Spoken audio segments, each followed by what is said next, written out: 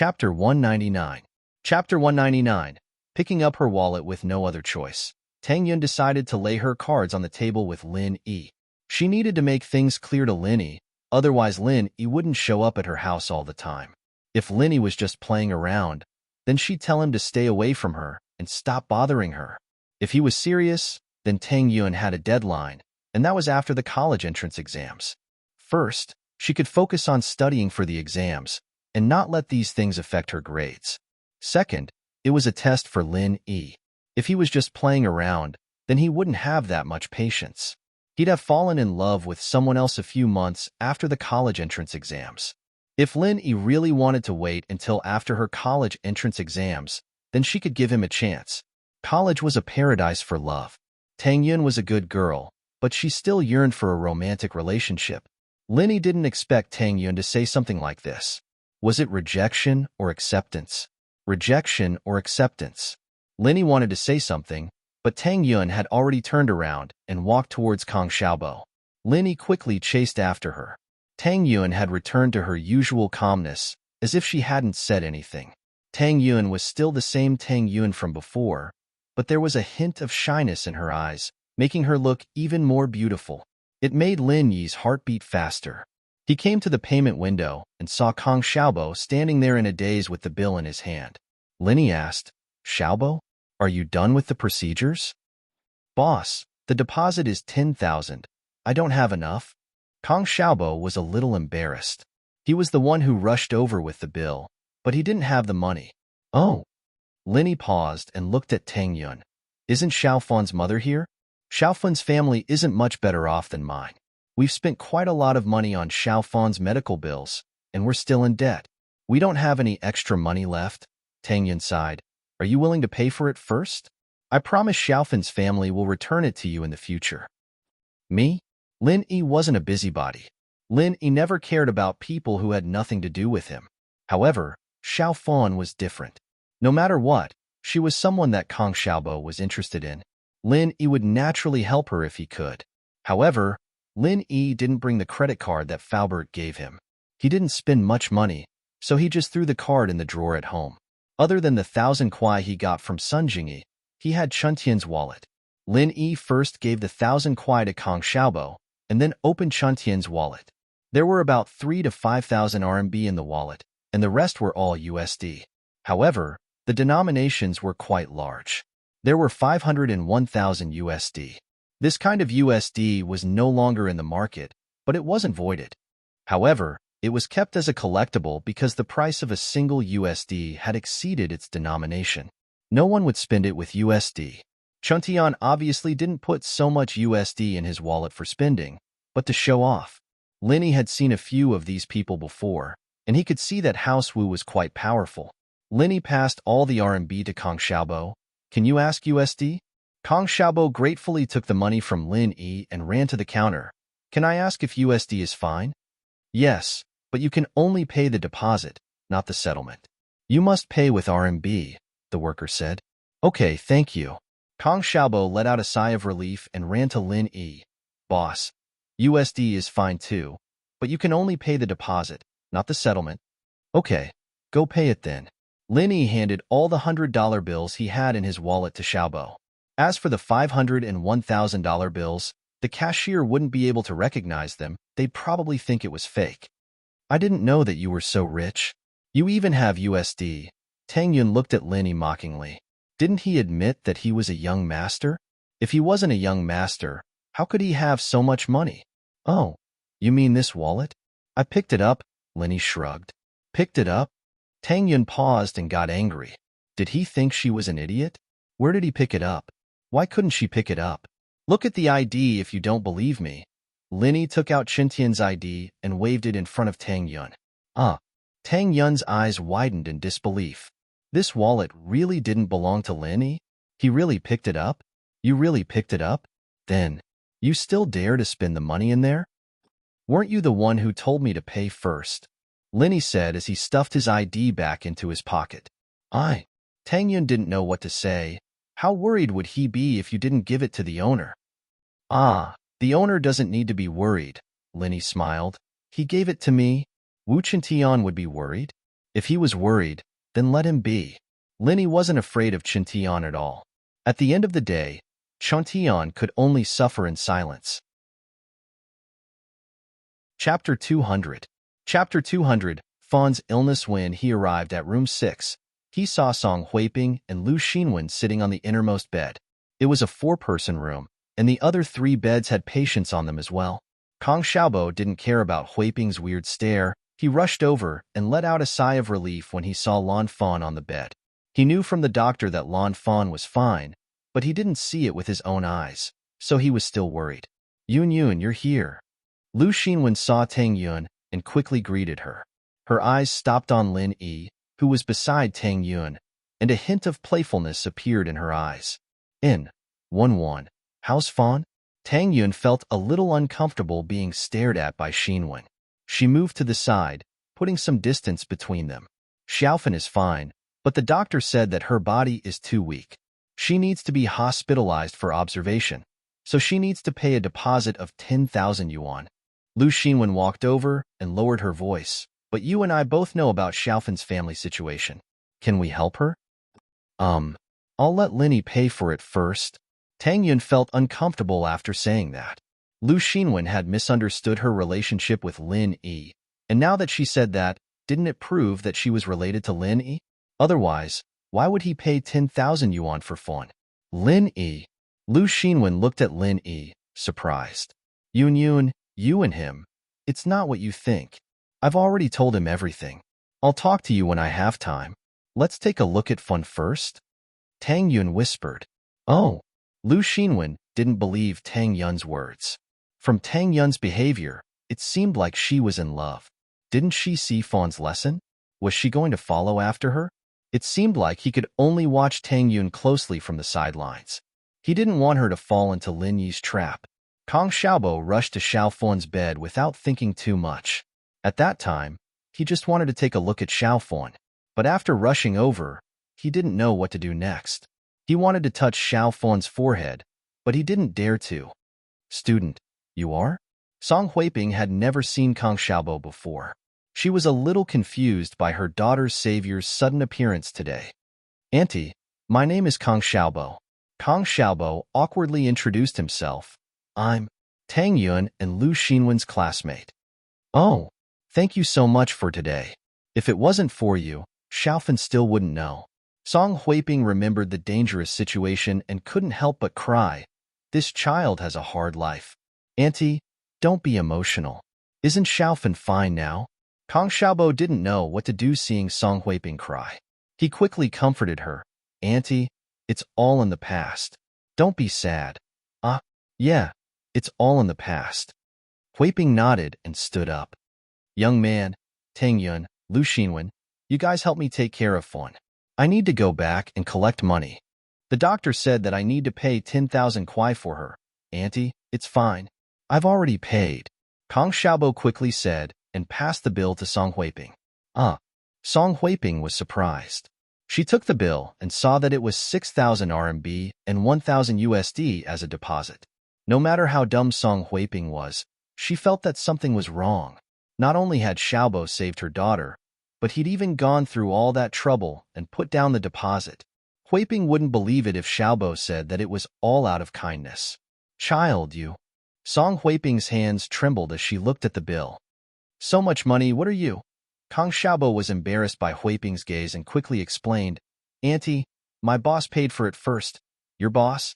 Huiping was puzzled. Where did this boss come from? Annie Song, my classmate Linny paid for it. Tang Yun explained, it's him. Linny was pushed to the front and could only greet Huiping, hello, Auntie. Huiping didn't know what to say. She thought that Xiaobo was interested in her daughter, but she wasn't too sure about it. Now that she heard that Lin Yi was the one paying for her daughter's hospital fees, who was this Lin Yi? Young man, you. Huiping looked at Lin Yi, confused. Lin Yi didn't say anything before, so Huiping naturally ignored Lin Yi. Now, she saw a person who had no contact with her family pay for her family's hospital fees. Why was he doing this? Auntie, I'm Tang Yun's good friend. Lin Yi said in a flirtatious tone. Oh. Huiping misunderstood. She misunderstood the relationship between Lin Yi and Tang Yun. If Lin Yi was just a friend of Tang Yun's, why would he pay for Tang Yun's friend's hospital fees? Tang Yun also heard the ambiguity in Lin Yi's words. She glared at him and was a bit annoyed. This person really went too far. She already told him everything, but he still wanted more.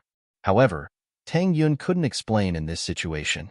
The more she explained, the more complicated it would be. She could only pretend that she didn't hear it. At this time, Xiaofan let out a weak moan. Everyone's attention was focused on Xiaofan. Huiping didn't care about Lin Yi and quickly turned around. Xiaofan, are you awake? Mom? Where am I? Xiaofan looked at the 4 drip on her hand in confusion and looked around the room. Xiaofan, you're awake? You don't remember? You wanted to jump off a building? Huiping quickly ran over and held her daughter's hand. Jump off a building? Why would I jump off a building? Xiaofan opened her mouth. You don't remember? It's best if you don't remember. Huiping said, Xiaofan, you're sleepwalking again. You dreamt of that bastard. You wanted to jump off a building, from the 3rd floor of our house. Xiaofan was shocked by her mother's words. She wanted to jump off a building? Why didn't she remember it at all? Then did I jump? Of course not. If it wasn't for this classmate who caught you downstairs, Xiaofan, you would have. Huiping's voice choked again. Xiaofan seemed to know that there was something wrong with her body. She didn't doubt her mother's words. She quietly turned around and looked at Kang Xiaobo. However, when she looked at Kang Xiaobo, her eyes suddenly froze. It was as if she was about to fall into a hallucination again. Chapter 201. Intermittent mental illness in the ward. Kang Xiaobo, Tang Yun, and Xinwen were shocked as well. It was the same every time Xiaofan acted up. She would fall into hallucinations and go crazy for a while before slowly falling asleep. She wouldn't remember anything when she woke up. This time, she jumped off the building. It was the result of her going crazy. Intermittent mental illness. Lin Yi sighed faintly. Xiaofan's feelings had been hurt, and it created a psychological barrier. Due to poor guidance, she became like this. However, intermittent mental illness was different from mental illness. It was only the early symptoms of mental illness. With proper guidance and acupuncture, the symptoms could be alleviated and eradicated. Huiping heard Kang Xiaoming's name and looked at Xiaobo, a look of surprise on her face as well. Xiaobo did look a little like that bad guy. Huiping frowned at the thought. No wonder her daughter was acting up all of a sudden. No wonder she jumped off the building. It was all because of this student. But thinking about it, she couldn't blame him for what he looked like. Plus, he was her daughter's savior. How could she hate him? Xiaoming, you still have me in your heart, right? Xiaofan looked at Kang Xiaobo with blurred eyes. She waved her arms, wanting to get off the bed to look for Kang Xiaobo. The needle in her hand almost fell. Xiaobo jumped in fright, afraid that she'd get off the bed. He ran over to her, but Fan wrapped her arms around him, not letting go. Xiaoming, you finally came back to see me.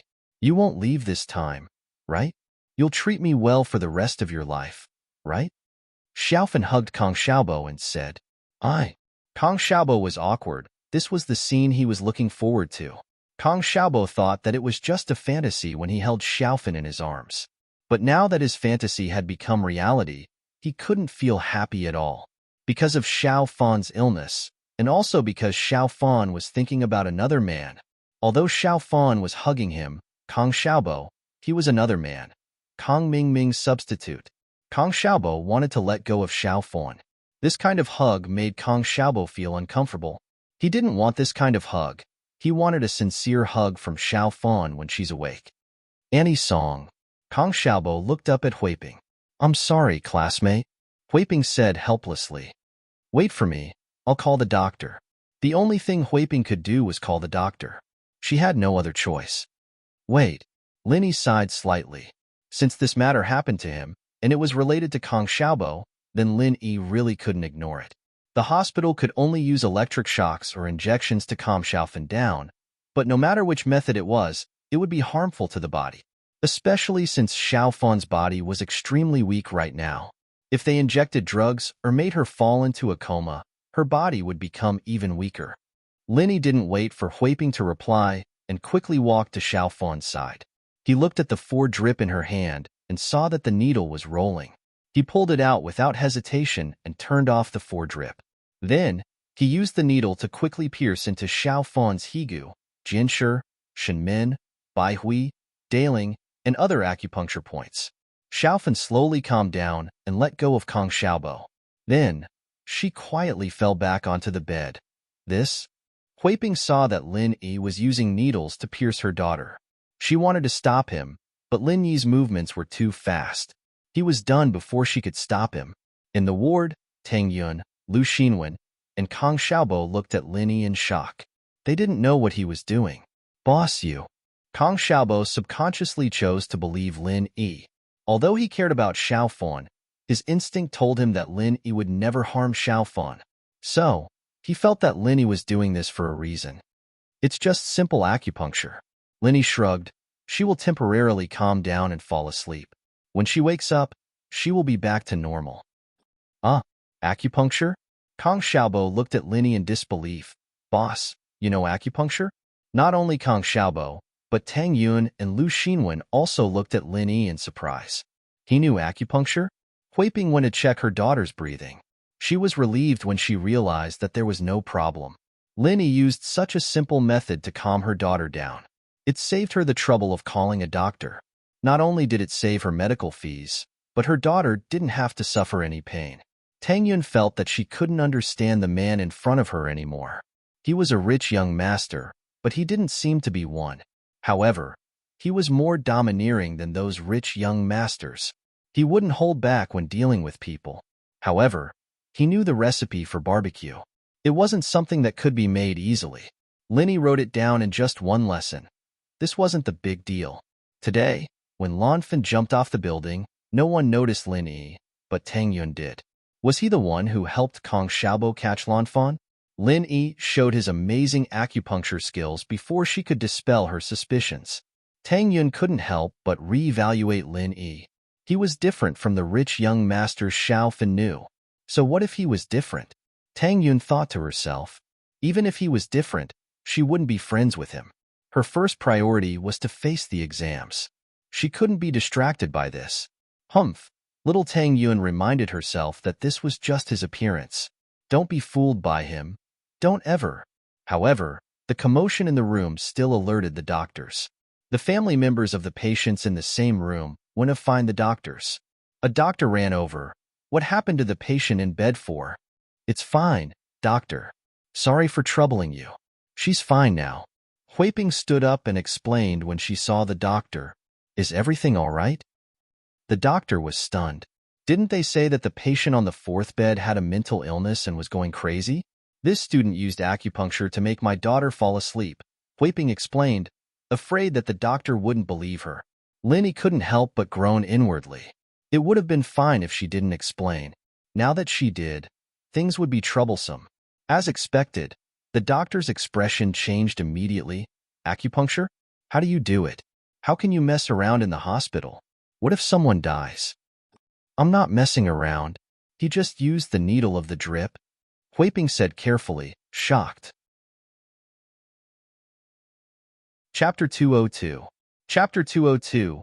Guan Shuiming's disciple the doctor wasn't a TCM doctor, but he had some knowledge of TCM back when he was in medical school. Who in the world would use needles for acupuncture? The needle of the drip wasn't as thick as the needle of a syringe, but it still wouldn't do. The thickness of the needle would cause damage to the nerves and blood vessels, and he hadn't seen any doctors using it before. Of course, that didn't exclude the possibility of emergency situations where there weren't enough needles for acupuncture. Some of the top doctors in TCM would use other needles instead of needles to treat patients, but that required a solid foundation and experience, as well as a strict requirement on the strength of the hand. If the needle was too shallow or too deep, not only would there be no effect, there might even be side effects. Isn't this messing around? Who did this? The doctor was enraged, pointing at Lin Yi. Was it you? What if something happens to the patient if you mess around in the hospital? Won't our hospital be held responsible? Lil Wang, call the police. The doctor was so angry that he ordered the nurse behind him. Okay. The nurse nodded, preparing to call the police. Although Lin Yi knew the people in the police station, Lin Yi didn't want to make a big deal out of it.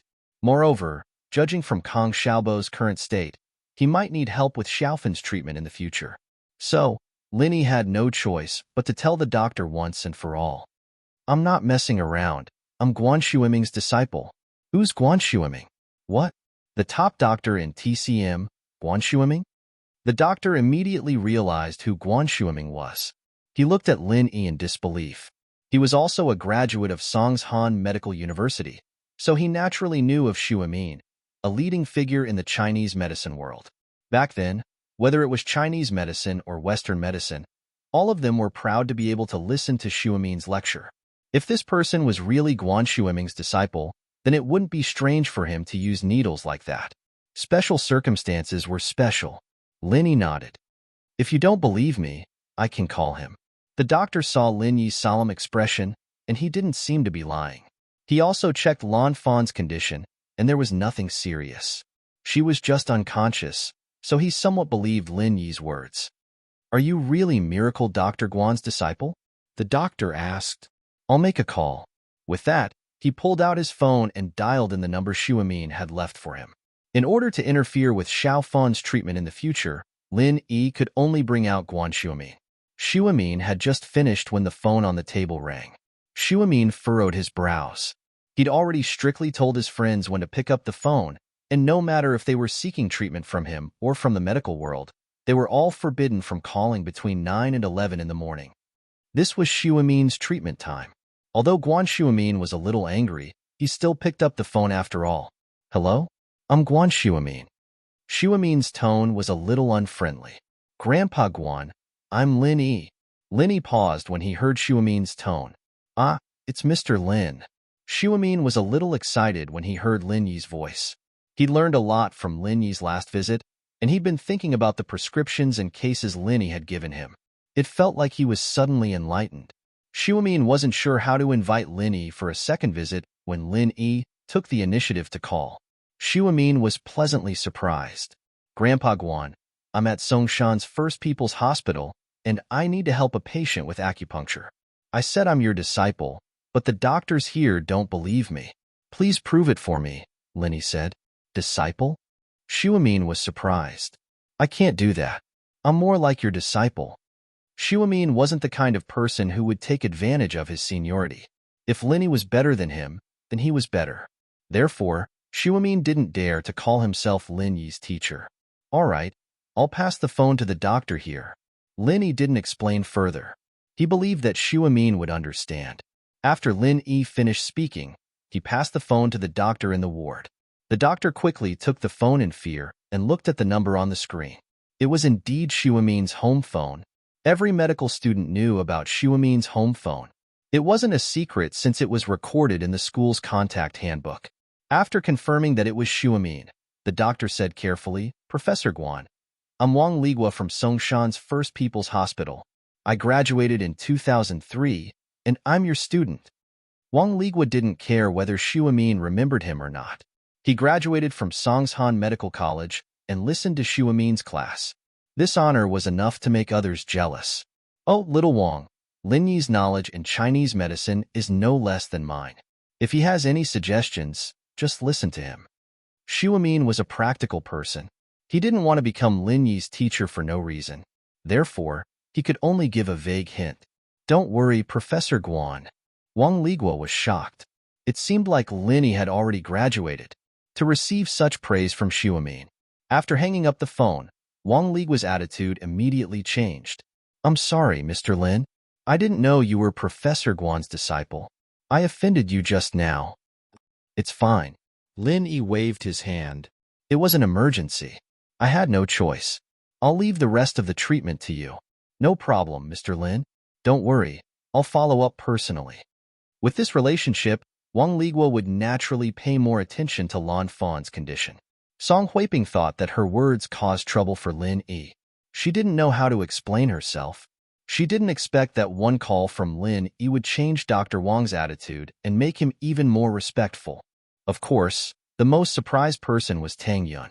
She looked at Lin Yi in confusion. However, there were too many people here. Even if she had questions, she didn't ask. Auntie, there's nothing else here. Xiaobo and I will go back first. We'll visit Xiaofan after her condition stabilizes. Linny saw that there was nothing else for him to do here. He stood up and prepared to leave. Kong Xiaobo heard Lin Yi's words. He didn't want to leave, but after receiving a glare from Lin Yi, he obediently prepared to leave. Tang Yun and Lu Xinwen naturally stayed to take care of Xiaofan. Lin Yi and Kong Xiaobo left the hospital. Chapter 203. The loser will confess, I know a little. Lin Yi nodded. Boss, is it like what they say on TV, where a needle can cure 100 illnesses? Kong Xiaobo asked curiously. I can definitely cure 100 illnesses, but my ability is limited. Lin Yi smiled. Traditional Chinese medicine is broad and profound, and it's said that acupuncture can cure 100 illnesses. But those who truly grasp this skill and master it are few and far between. Oh, Kong Xiaobo nodded. Then Xiaofan's illness, her illness is mainly psychological, and she should be able to recover if we can help her, Lin Yi said. Kong Xiaobo was just curious and didn't pursue the topic after hearing Lin Yi's words. Boss, why did you drag me away?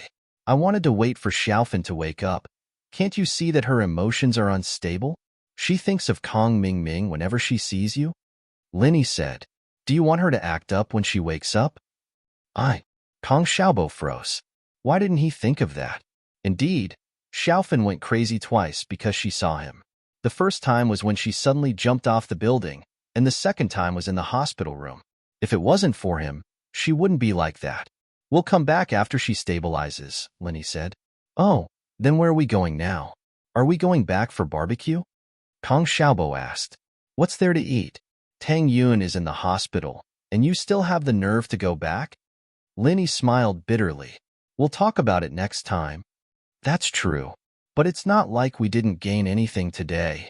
Kong Xiaobo was excited to be able to have intimate contact with Lan Fan today. Who is that Kong Mingming to you? In the car, Lin Yi suddenly asked.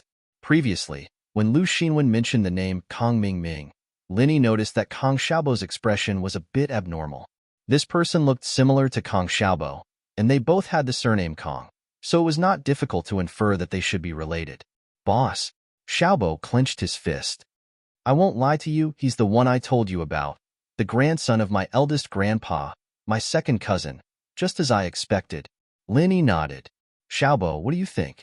Kong Xiaobo lowered his head and became silent. Lin Yi didn't rush him to answer. Instead, he quietly drove in Meng Yao's villa. Su Shihan's concert is amazing. It'd be great if I could be there. Yushu said as she turned off the TV. Yao Yao, why don't you talk to Uncle Chu and ask him to sponsor Su Shihan for a concert here? Daddy's company isn't some kid's playhouse. You can't just do whatever you want. Meng Yao said as she patted Yushu. Shu, are you big boobs and no brains? My boobs aren't big. It's Yao Yao that's too small. Lingshan is the one who's big. Yushu, of course, wouldn't allow herself to be deformed. She had the perfect body. What do you mean my boobs are too small? Can't I develop late? Meng Yao raged. With those boobs of yours, you'll become a burden sooner or later. Hee hee. I don't think so, right? Yushu made a face at Meng Yao, not daring to say anything else. She quickly changed the topic. Yao Yao, what should we play? How would I know? Meng Yao was still angry. Maybe we should go shopping? Yushu suggested. No way. Meng Yao was much stronger than Yushu when it came to the big picture. We almost got into trouble at the bar last time. Daddy's company might be in trouble. We can't cause trouble for him. Oh. Yushu was a little disappointed. Shield Bro left early in the morning. Otherwise we wouldn't be afraid. Do you really think he's invincible? Meng Yao curled her lips. He's only good at teaching Pinliang and his gang a lesson. What can he do if he meets someone stronger? I think Shield Bro's pretty strong. Yushu disagreed. Didn't he come back safe and sound that day? He's fast, isn't he? Meng Yao said. Shu, do you like him? What do I like? Uncle Chu wants a son-in-law. Yushu blushed. All right, Yao Yao, let's not talk about him. You said it first. Meng Yao didn't hold back at all. Hee hee. Yushu blinked. Why don't we play hide and seek? Hide and seek? Meng Yao looked at Yushu, confused. Hide and seek how? In this villa? It's not that big. We can find it anywhere. Don't we have the garage and the yard? Yushu wasn't someone who could stay idle. We'll each hide once, and each person has 10 minutes to find the other person. Whoever can't find the other person loses. Yeah, it's more fun if there's a time limit. Mingyao remembered the hide and seek they used to play when they were younger. It was a little nostalgic now. Hee, right? Yushu was happy to see Mingyao agree. Let's set something else. It'll be fun. It won't be exciting anymore. Something? What do you want? Mingyao asked. Forget about money. I'm not interested. It wasn't surprising, after all. Neither of them needed money, and 100 or 200 wasn't worth it at all. How low would that be? Yushu shook her head. Let's play something more exciting. What exciting? Mengyao's interest was piqued. Their 12th year was boring. They could always find time to go on a trip every year, but now that they were in the 12th year, they didn't even have a chance to go far. Every day was between school and home, and it was extremely boring. The loser has to confess to Shield Bro tonight. What do you think? Yushu suggested as she looked at Mengyao mischievously. Wah. Mengyao didn't know how to react to Yushu's words. It took her a while to respond. Shu, why are you so bad? Aren't you afraid that you'll be the one who loses? Hee, how do you know that I'll lose for sure? But I might not win, so we both have a 50% chance of winning. It's more exciting, Yushu said. But isn't this a little too much? Mengyao hesitated. It was just as Yushu said, it was a lot more exciting, but wasn't this a little too much? What if she lost? Confessed to Lin Yi? Why didn't he just kill her? Think about it, Yao Yao. You have a big chance of winning. This is your villa. You're more familiar with it than I am, right? Yushu tempted. Chapter 204. Chapter 204. Treacherous in the first round, Mengyao would hide first, while Yushu would search. According to the rules, Yushu would hide in the washroom on the first floor and shut the door. She wouldn't be allowed to come out until Mengyao rang her phone to let her know that she was safe. Hehe, Yao Yao, just wait for your confession tonight, hehe. Yushu giggled evilly in the washroom. She'd found a perfect hiding spot before suggesting the game of hide and seek. She believed that Mengyao wouldn't be able to find it anytime soon. Yushu was confident that she'd win, which was why she'd suggested such a bet. She was sure that she'd win, and Mengyao would lose. Yushu's phone vibrated a while later. It was Mengyao's number. She hung up the phone and walked out of the washroom. Yushu wasn't in a hurry to look for Mengyao's hiding place after exiting the washroom. She stood in the living room and started observing the place. This was Mengyao's house, but Yushu had been living in Mengyao's house since she was 14. She couldn't be more familiar with the place. Mengyao's hiding spot couldn't be a normal place, and it couldn't be some corner of the house. After all, Yushu knew every corner of the house she knew, and Yushu would search those places one by one. As a result, Yushu wasn't in a hurry to search those corners of the house, since Mengyao wouldn't be hiding there waiting for her to find her. A sly smile formed on Yushu's lips as she looked at Lin Yi's room. Lin Yi's door had been left ajar during the concert, and Yushu hadn't gone to look at Lin Yi's room on purpose. She'd glanced at Lin Yi's room out of guilt when she talked about confessing to Shield Bro, and so she'd memorized the appearance of Lin Yi's door. But right now, Lin Yi's door was completely shut. Where else could Mengyao be if not in the room? Yushu tiptoed to Lin Yi's room and opened the door with a smile. Yao Yao sis, come out. I can already see you. With that, Yushu waited for Mengyao to come out of the room with a confident look on her face. But Mengyao hadn't come out of the room for a long time, and Yushu was starting to panic. Yao Yao sis, don't hide anymore. Come out. Yushu walked into the room as she spoke. Yushu wasn't unfamiliar with Lin Yi's room. She'd been there once before when Lin Yi was changing his pants. She'd even blushed when she saw him. Yushu's eyes darted around the room. Her computer was on the desk, but there was no one under the desk. Under the bed, there was no way to hide anyone. The wardrobe was basically empty, with only 2 or 3 of Lin Yi's new clothes hanging there. The washroom, there was no one there, but there were 2 pairs of Lin Yi's underwear hanging on the drying rack. Yushu was a little puzzled. Where was Yao Yao sis? Where was she? Could she be invisible? Yushu searched the room a few more times, but there was no sign of Mengyao. She felt a little discouraged. Could it be that Ming Yao really wasn't in the room? Yushu's phone vibrated again just as she was thinking about it. She took it out and picked it up helplessly. Yao Yao sis, where are you? Shoo, it's been 10 minutes. You still haven't found me. Ming Yao's voice sounded a little smug. Yao Yao sis, where are you hiding? Yushu looked around the room as she spoke, trying to find the source of the voice, but couldn't find it. Ming Yao probably wasn't talking in the room. I'm in our bedroom. I laid on the bed for a while, waiting for you to come find me, Ming Yao said lazily. She was obviously trying to piss Yushu off. Ugh. Yushu almost dropped the phone on the floor. You're in the bedroom? But I saw Shield Bro's door was closed? Oh, I just closed it, Ming Yao said casually. I was worried that he might have some valuables in his room, and if we broke them while we were playing hide and seek, he'd come after us again. Ugh. Yushu didn't think that Ming Yao would close Lin Yi's door for this reason. Wasn't this a little too much? Isn't this clearly making me fall for it? Yao Yao sis, why are you so sinister? Sneaky? Why don't I think so? Ming Yao smiled. Shoo, I'm coming downstairs. It's your turn now. You better hide well, or else you'll be the one confessing. Yushu hung up the phone gloomily and waited in the living room for Ming Yao to come downstairs.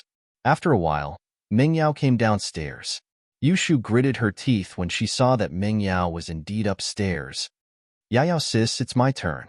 You wait in the bathroom, Yushu said. Okay, call me when you're done hiding, Ming Yao said nonchalantly. She had already won the first round, and even if she lost the next round, it would be a draw. She wasn't nervous at all. Ming Yao went into the bathroom and closed the door. Yushu went to hide. Yushu wanted to hide in a random place this time, but she couldn't take the risk after losing the last round. She could only hide in the most powerful place.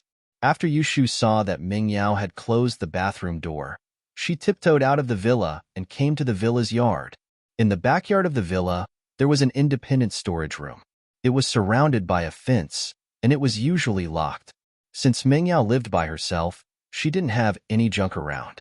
She hadn't used this storage room ever since she bought the villa, but a long time ago, Yushu had been playing badminton with Ming Yao in the yard, and the badminton had fallen into the fence of the storage room. Yushu had dug her way through the fence and picked it up.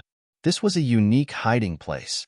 Yushu believed that Ming Yao wouldn't even think of coming here after she'd hidden herself in. The iron gate was locked, and Ming Yao probably wouldn't even remember where she put the key. Why would she come here to look for Yushu? Chapter 205. Chapter 205. Tragic Yushu was trying her best to squeeze her body into the fence. It was taking a lot of effort. Had she gotten fatter? Why wasn't it as easy as before? Oh, she'd probably grown up. The last time she'd gotten in was 4 years ago, when she just moved into this villa. Phew. Yushu let out a long sigh of relief after getting halfway in. She should have looked for the key to the fence if she'd known it was this hard. Yushu wiped the sweat off her forehead and got ready to go deeper, but her chest hurt as soon as she tried. The iron bars were stuck between her two bunnies. Yushu wasn't willing to give up as she tried to squeeze her body into the fence again. I can't, it hurts. Yushu's chest was hurting. Wouldn't it hurt to get in there? How unlucky. Yushu realized for the first time that her breasts had become a burden. Ming Yao was right about it. It was only a matter of time before her breasts became a burden. What a tragedy. Confessing was fine. She couldn't just get stuck like that, could she? Yushu sighed and gave up on the idea of going deeper, preparing to move the other half of her body out. But the next moment, Yushu realized that it was a tragedy for her. She couldn't move the other half of her body out. Wouldn't she be able to get in if she could move it out? She couldn't be that unlucky, could she? Yushu was starting to panic. This wasn't a joke. She'd be a laughing stock if word got out that she was stuck in the fence. Yushu quickly pulled out her phone and called Ming Yao. The call went through, but Ming Yao hung up after a few rings. Evidently, Ming Yao had misunderstood that Yushu was giving her a signal to start searching. Yushu quickly restarted the call, and Ming Yao picked it up after a few rings. Shu, what's up? I was just about to go look for you. You have a lot of phone bills, don't you? Yao Yao, help, I'm stuck. Wah. Yushu was panicking. She was stuck in the fence, unable to get in or out. What was she supposed to do? Meng Yao blinked. Shu, what did you say? What do you mean you're stuck? What's wrong with you? Yao Yao, come to the storeroom in the villa's backyard. I'm stuck. Hurry, I can't hold on any longer. Yushu said urgently. Oh, then wait for me. I'll be right there. Yushu didn't sound like she was making things up. She really did seem to be in trouble. She hung up and ran out of the villa, heading for the storeroom in the backyard. They hadn't even reached the storeroom when they saw Yushu hanging from a metal fence. Shu, what are you doing? Meng Yao asked, puzzled. Yao sis, save me. Yushu waved at Meng Yao as soon as she saw Meng Yao. She was really a little scared. She was stuck inside. What if she couldn't get out? Meng Yao took a few steps closer to see what was going on. Yushu had managed to squeeze through the bars on the right, but couldn't get through on the left. The bars were stuck between the two boobs. Pfft. Ha ha ha. Meng Yao couldn't hold it in anymore. How could this work? Yao Yao, why are you still laughing? I'm stuck. Yushu was on the verge of tears. Shu, you're so sad. Meng Yao couldn't hold back her laughter. See, I told you, your boobs will be a burden sooner or later. If it were me, this wouldn't happen. Yao Yao, I'm sorry, okay? I won't talk about you anymore. Think of something. Let me out first. Yushu apologized profusely. Let me think. Meng Yao couldn't hold back her laughter. How about I cut off a piece of your boobs? Yao Yao. Yushu was getting a little angry. I'll ignore you if you keep joking. All right, Shu. I'll stop joking. I'll think about what to do. Meng Yao quickly shut her mouth. Thinking about it, Yushu was indeed a tragedy. She shouldn't have made fun of her. Okay. Yushu nodded. She put all her hopes on Meng Yao. Maybe I can help you press one side of your boobs, and you can squeeze in as hard as you can? Meng Yao couldn't think of any good ideas. Will that work? Won't it hurt? Yushu was a little scared, but there's no other way. Meng Yao really didn't know what else to do. Let's give it a try then. Yushu nodded. And so, the two girls started fiddling with it. People who didn't know better would think that they were playing some high-tech video game. It hurts. I can't anymore. Yao Yao. I'm going to die. I'm not doing this anymore. Yushu started crying loudly. Shu, you have to hold on a little longer. How else are you going to get out? Can't you just eat and sleep in here? What if you need to go to the toilet? Meng Yao said, you have to hold on. But Yao Yao, I'm really going to be crushed to death by you. Yushu's voice had already changed. Just squeeze a little harder, and you'll be able to get out. Meng Yao encouraged. But I can't use my strength. It hurts. Yushu said, feeling wronged. Then what do we do? Meng Yao didn't have a choice. Maybe I should call Lin Yi and have him pull you from the front while I press from the back? Maybe you can get out after we've made up our minds? That? Yushu shivered just thinking about it. This was hell on earth. But she had no choice but to nod in order to get out. Yao Yao, hurry up and call Shield Bro. Lin Yi was still driving, ignoring Kong Xiaobo, leaving him alone. Boss, I've made up my mind. Kong Xiaobo suddenly raised his head and looked at Lin Yi. Boss, I really have feelings for Fawn. I can't deny that I'm a little impulsive, but I really like her. Ever since I saw her picture, I had a good impression of her. Especially after knowing her pitiful background, I don't dislike her at all. Instead, I pity her even more. Boss, can you let me try to get in touch with her? Lin Yi wasn't too surprised by this result. He'd expected this to happen a long time ago. He only gave Kong Xiaobo some time to calm down and think about the pros and cons. Her psychological problem can be cured, but her leg. Chapter 206. Chapter 206. Why didn't you say so early? Haha, I've never stopped you from dating her. This is your decision, and I'll always support you. Lin Yi said as he patted Kong Xiaobo on the shoulder. But this road might be a bumpy one. If I love her, then I'll walk down this path. I need to be sure of my feelings. Kong Xiaobo said with a fist clenched. Boss, I'll be confident as long as you support me. Lin Yi was just about to say a few words of encouragement when his phone rang. It was the Mississippi. What's up? Lin Yi asked, not wanting to call Meng Yao's name since Kong Xiaobo was right beside him. Lin Yi, where are you? Come home, quick. Shu's in trouble. Meng Yao said in a panic. Trouble? What happened? Don't worry. I'll be right back. Mingyao's words weren't very clear on the phone, but Linny still had to get back as soon as possible. He didn't want to waste time with Yushu in trouble. Boss, what's up? Kong Xiaobo couldn't hear Meng Yao's words, but Linny did. Yeah, something happened at home. I'll drop you off at Ningshi Road. I won't be sending you back. Linny said. It's fine, boss. Maybe I can get out now? There's a bus stop up ahead. Kong Xiaobo said, not wanting Lin Yi to send him back. I'll pass by Ningshi Road, it's fine. Linny said as he sped up. The speed limit in Songshan was 60 kilometers per hour, but there were some roads with fewer cars that allowed for speed. It'd be bad if they got caught on speed cameras, though. But Linny didn't care about all that. The car was Yushu's, and he was in a rush to get home because of Yushu as well. Mischin wouldn't blame him even if he got a fine. Lin Yi dropped Kong Xiaobo off at Ningshi Road and sped back to the villa. Linny charged into the villa after he parked the car. Yao Yao, Shu? No answer. Linny frowned. Did something really happen? Did Sihua's men come to the villa? But that was impossible. The villa area had 24-hour surveillance cameras, and there were security guards on duty. It was impossible for anyone to cause trouble here.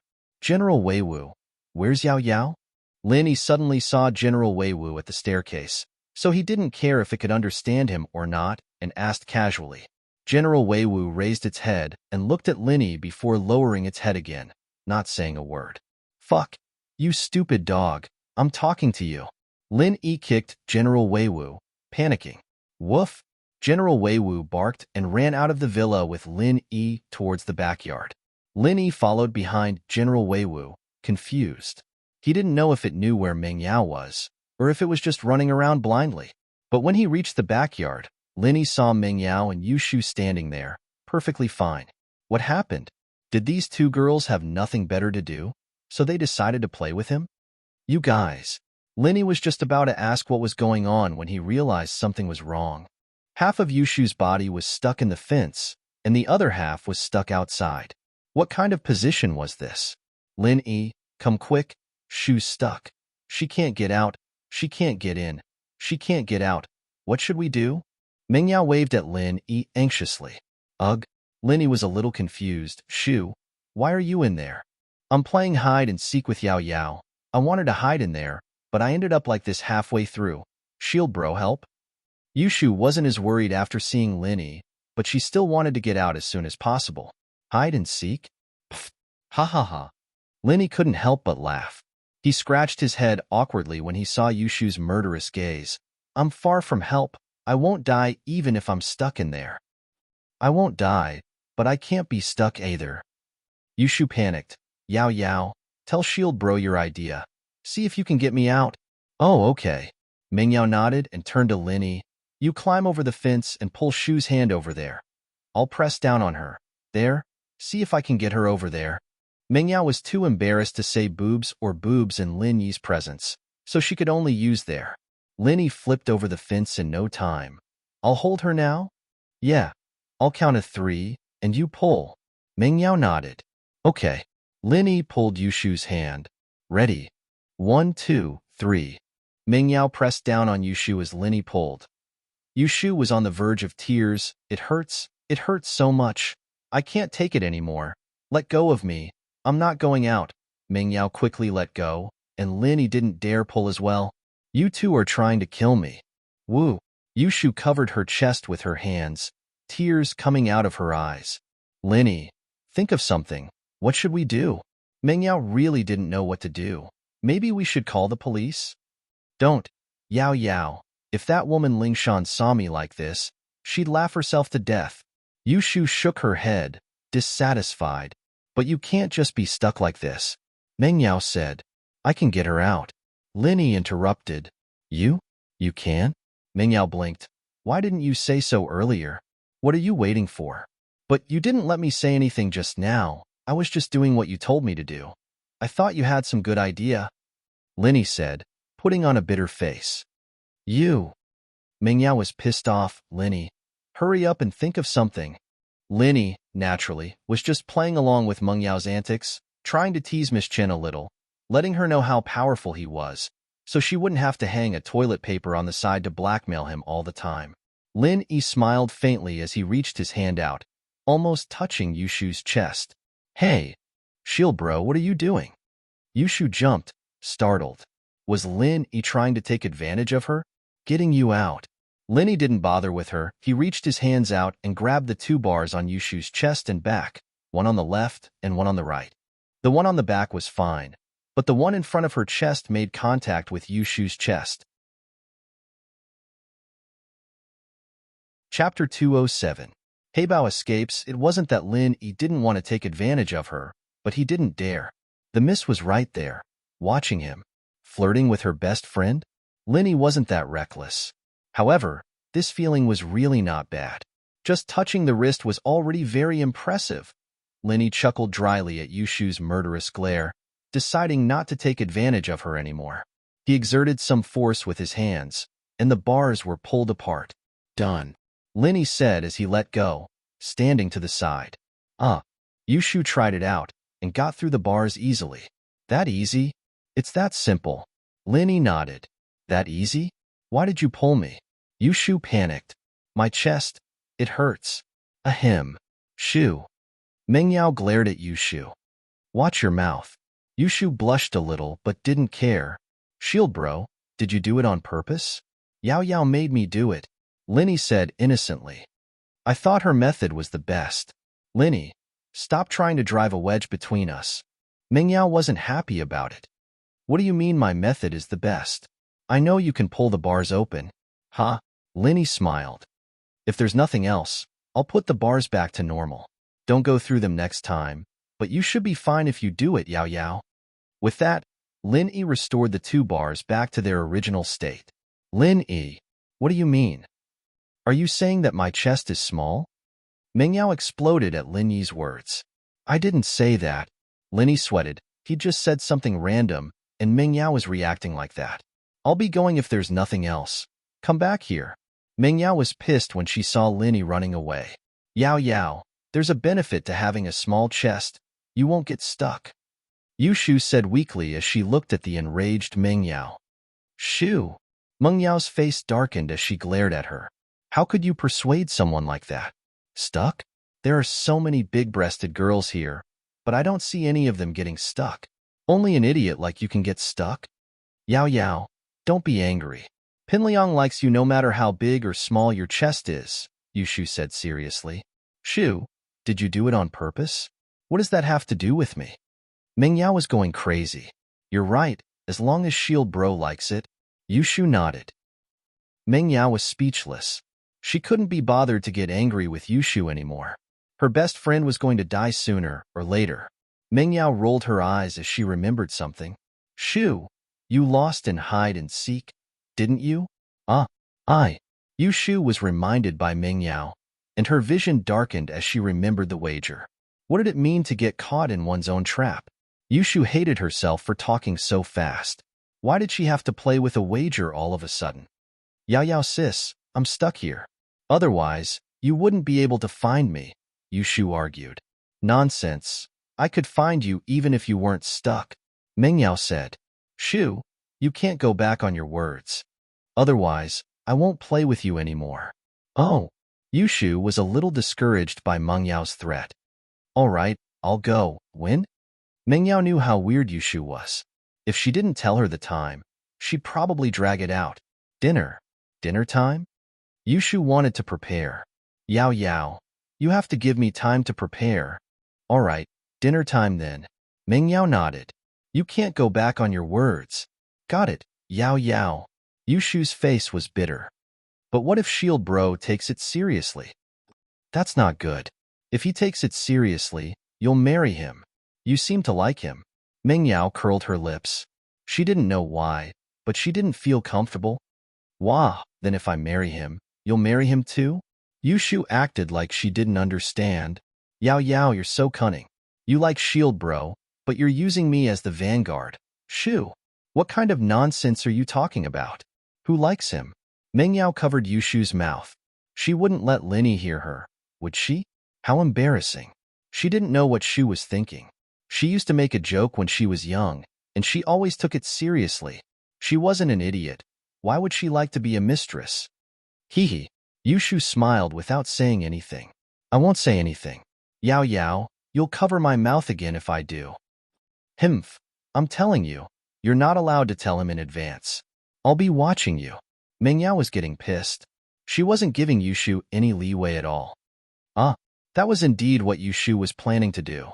She'd secretly contact Shield Bro and tell him to put on a show with her tonight, but she didn't expect Mengyao to cut her off first. She wouldn't have pissed Mengyao off if she'd known this was going to happen. She'd be in trouble after pissing Mengyao off. She'd thought that Yao Yao would forget about it after some *** ting. Yushu's eyes rolled around, but she couldn't think of a good solution. She sighed dejectedly. All right, Yao Yao, I'll confess. That's more like it. Good kids do what they say. Mengyao nodded before pulling Yushu back to the villa. Linny had returned to the villa a long time ago. He called Faubert to get him to fix his car, but the guy was driving Pengzhan to a business event in a neighboring city. He wouldn't be back anytime soon. Linny got a call from Lingshan not long after he hung up. Linny hesitated for a moment before picking it up. What's up? You're not asking me to go arrest someone again, are you? Lin Yi, Heibao escaped. Lingshan's urgent voice came from the other side of the phone. Heibao? Escaped? Lin Yi blinked. Yes, just this afternoon.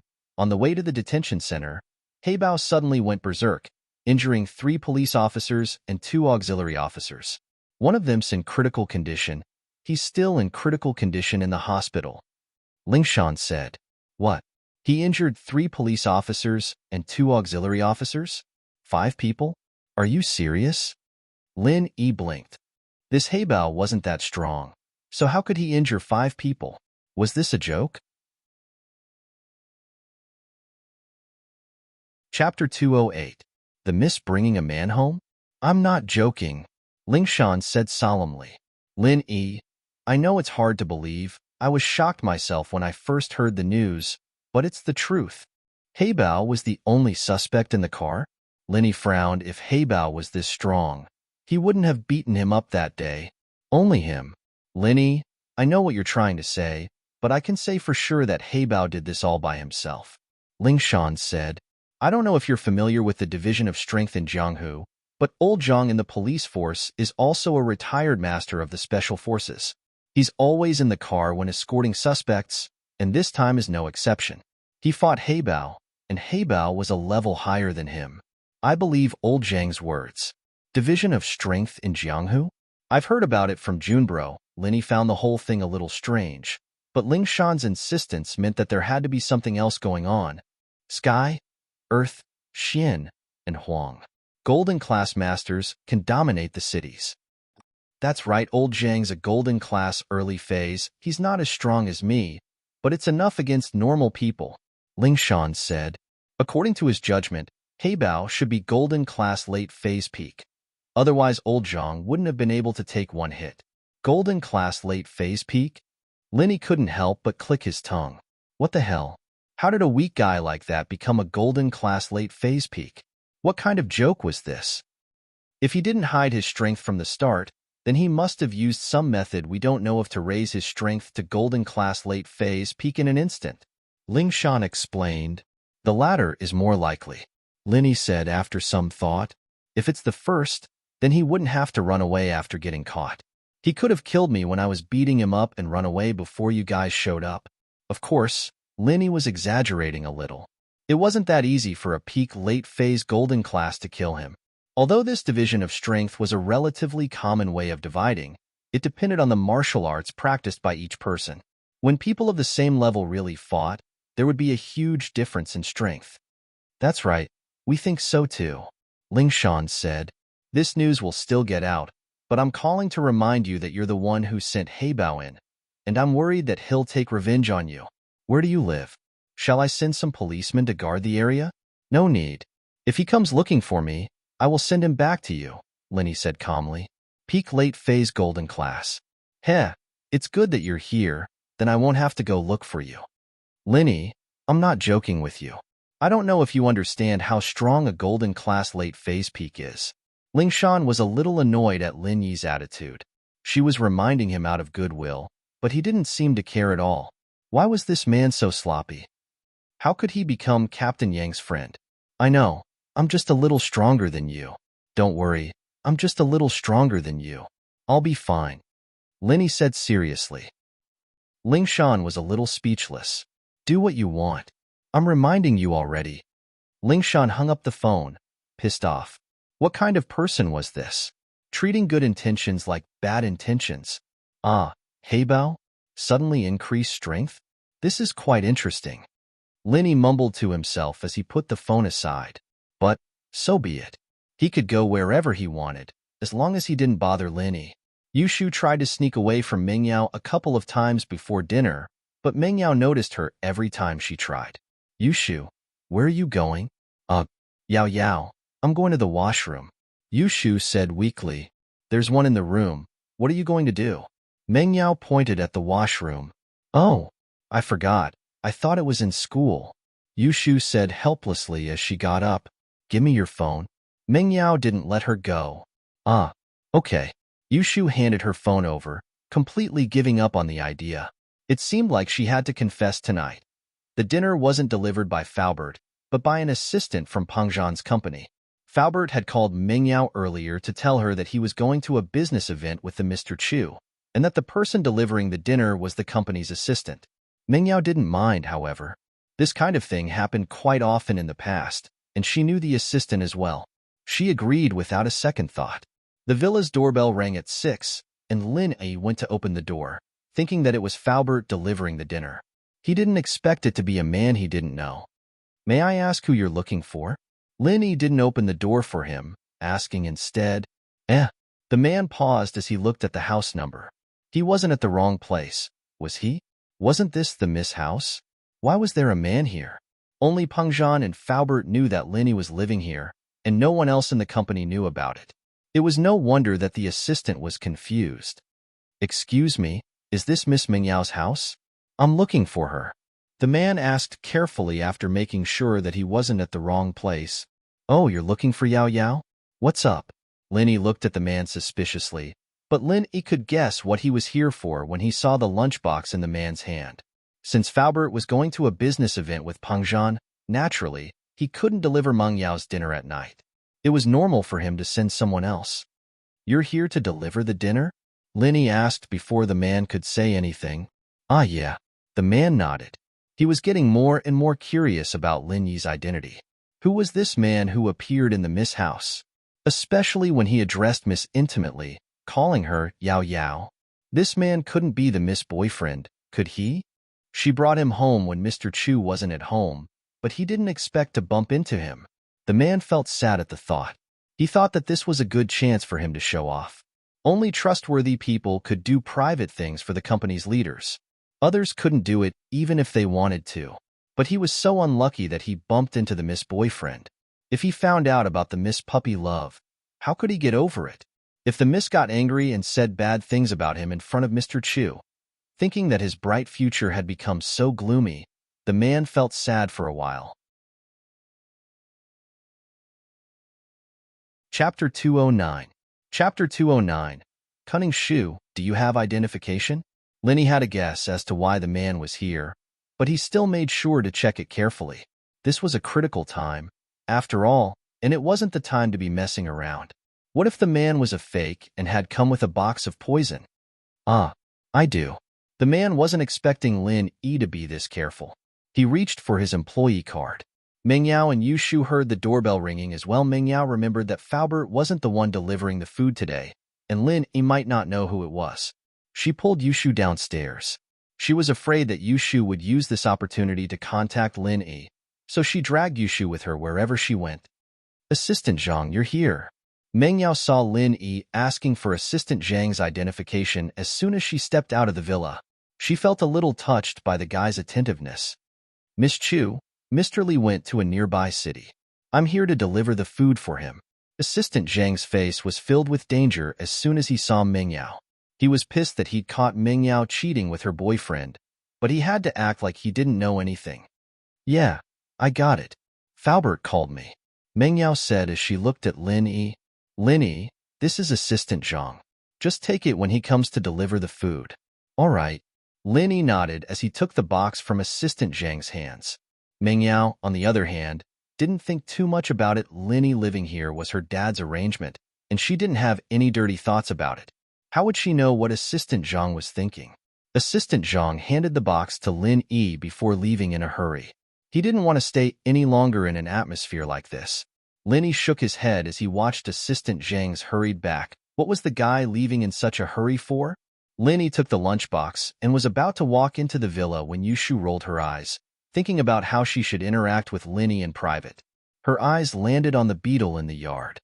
Shield bro, how's my car? Not bad, right? It's okay. Lin Yi's heart tightened. This girl wouldn't find out that the car was damaged by me, right? Oh.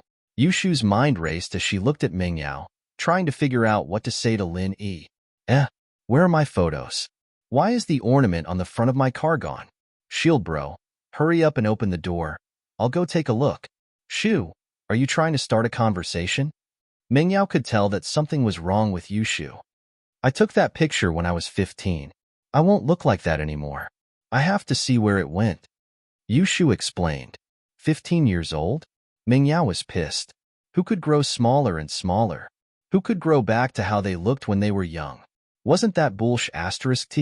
What do you mean you won't grow back? I took the picture and put it in the drawer.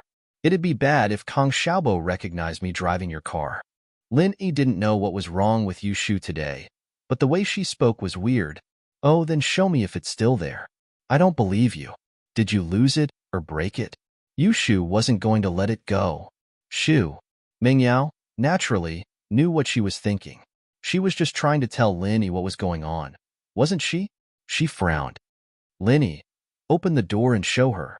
Meng Yao wanted Lin Yi to open the car door and let Shu have a look, and she'd stop. Shu wouldn't be able to do anything with him watching from the side. All right. Lin Yi didn't want to open the door at first, but since the miss had spoken, Lin Yi had no choice but to open the door. He hoped that Yushu wouldn't look at the back seat. Oh, it's here. Yushu found her accessory. She wasn't actually looking for it, but she wanted to use the opportunity to hint to Lin Yi about tonight's action. It'd be too awkward if she confessed abruptly. All right, Shu, since you found it, let's go back to the villa for dinner. We have important things to do after dinner. Meng Yao emphasized the word important, hinting to Yushu that she shouldn't think about anything else and just wait for the confession. Oh, if I can't hang it in the front, I'll hang it in the back then. No one's looking at the back, right? Yushu, of course, wouldn't leave. Her eyes darted back and forth in the car. Suddenly, her gaze stopped at the roof of the back seat of the Beetle. Shield bro, how did my car become like this? Lin Yi was troubled as well. This Yushu never cared about her car. She'd left it in the garage for so long, and she didn't even bother to look at it. What was up with her today? She looked left and right, and finally noticed something wrong. Meng Yao thought that Yushu was trying to stall for time again. She pulled on her hand. Shu, don't be so surprised. Let's go eat if there's nothing else. No. Yushu waved her hand. Yao Yao, you didn't see it, but look here. And here, it's all broken. Meng Yao frowned, thinking that Yushu was just messing around. Impatiently, she followed Yushu into the car. Lin Yi, what the hell are you doing? How did it turn into this? Ambushed. Lin Yi sweated. Ambushed? Someone got in the back seat and ambushed you? How did he get in? Did you let him in? Meng Yao didn't believe him. This car wasn't like a hatchback, where you could get in through the back door. The Beetle could only get in through the front seat. Shield bro, you have to take responsibility. Yushu didn't care about the car's condition at all. She just wanted to talk to Lin Yi. Yao Yao, you can go back first. I need to talk to Shield bro about how to compensate me. No, we can talk about it after dinner. The food's getting cold. Meng Yao rejected.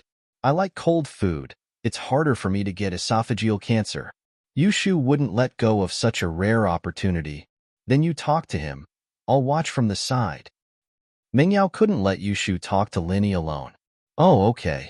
Yushu pretended that there was nothing wrong with it. She turned to Lin Yi. Shield bro, you damaged my car. You have to give me an explanation, right? Chapter 210.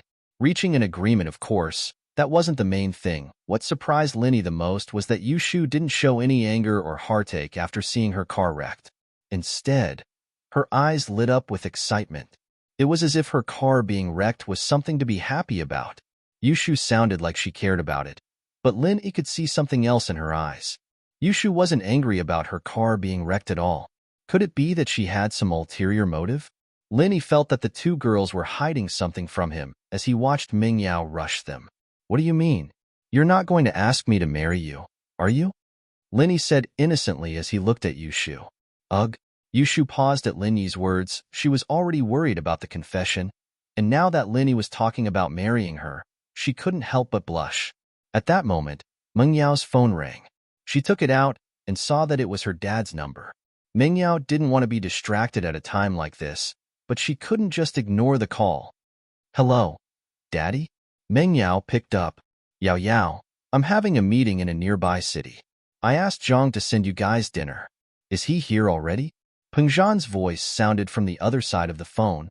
Yeah, he just left. Mengyao was a little impatient. She wanted to end the call as soon as possible. On the other side, Yushu whispered to Lin Yi while Mengyao was on the phone. Shield bro, put on a show with me after dinner, and we'll forget about the car. Got it? What? Lin Yi was just about to ask what show she was going to put on when Yushu interrupted him loudly. Shield bro, you broke my car. You have to promise me one thing. I haven't thought about it yet. I'll tell you when I'm done. Yushu said loudly. She was afraid that Lin Yi's questions would attract Mengyao's attention. Seeing how secretive Yushu was, Lin Yi understood that she was hiding something from Mengyao. Lin Yi could have rejected the offer at all, since he was hired by Pengzhan and Mengyao was his first responsibility.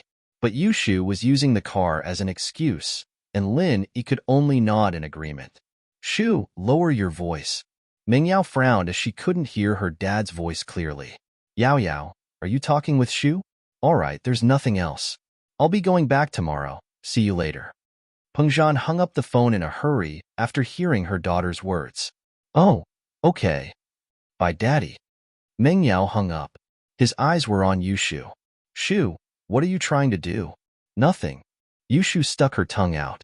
I want Shield Bro to compensate me, but I haven't thought about what I want yet. So I asked him to promise me something. Shield Bro, you haven't said anything yet? All right. Linny knew that she was putting on an act, so he agreed. Then it's a deal. Yushu nodded with a smile before turning to Mengyao. Yao Yao, Shield Bro, and I've come to an agreement on the car. Let's have dinner. Wow, there's braised anchovies, my favorite, lol. Yushu nodded with a grin before turning to Mengyao. With that, Yushu snatched the lunchbox from Lin Yi's hands and ran into the villa. Mengyao looked at Yushu, puzzled. What was wrong with her? Why was she acting so crazy? Did she tell Lin Yi already? It didn't seem like it. She kept staring at her, and Yushu didn't have time to say anything. She looked at Lin Yi. What's wrong with Shu? How would I know? Lin Yi shrugged. If I hadn't seen her chest in the afternoon, I would have thought it was her head. Don't talk nonsense. Mengyao rolled her eyes at Lin Yi. Don't talk nonsense about Shu. Lin Yi smiled faintly. You've been blinded by Shu, and you're still speaking up for her? The two walked into the villa, and Yushu had already placed the dishes on the dining table. She had 3 sets of utensils, and each of them had a bowl of rice. Yushu was in a great mood now that her worries were gone. She was almost humming a tune. Of course, she couldn't let Mengyao see that, or she'd be done for. Mengyao was a little confused at how diligent Yushu was, but she didn't say anything. She sat down at her usual seat and saw that Lin Yi was still standing there. She pointed at the other side of the table. You eat too, you can eat with us next time, so we don't have to leave room for you. Okay. Lin Yi's status in the family had risen noticeably. From the leftovers they could only eat at the beginning to saving some for themselves, and now they were eating together. It seemed that Mengyao was slowly accepting the fact that she was a part of the family as well. Yushu, on the other hand, didn't seem to mind. The girl didn't have a temper, nor did she have a temper, and was easy to get along with. It was just that the things she did made people's hair stand on end. Yao Yao, today's braised fish is really good. Do you want to try it? Yushu said as she put a piece of the fish into Mengyao's mouth. It was delicious. Shoo, do you have ADHD today? I don't see you like this usually. Meng Yao couldn't take it anymore. Yao Yao, yeah.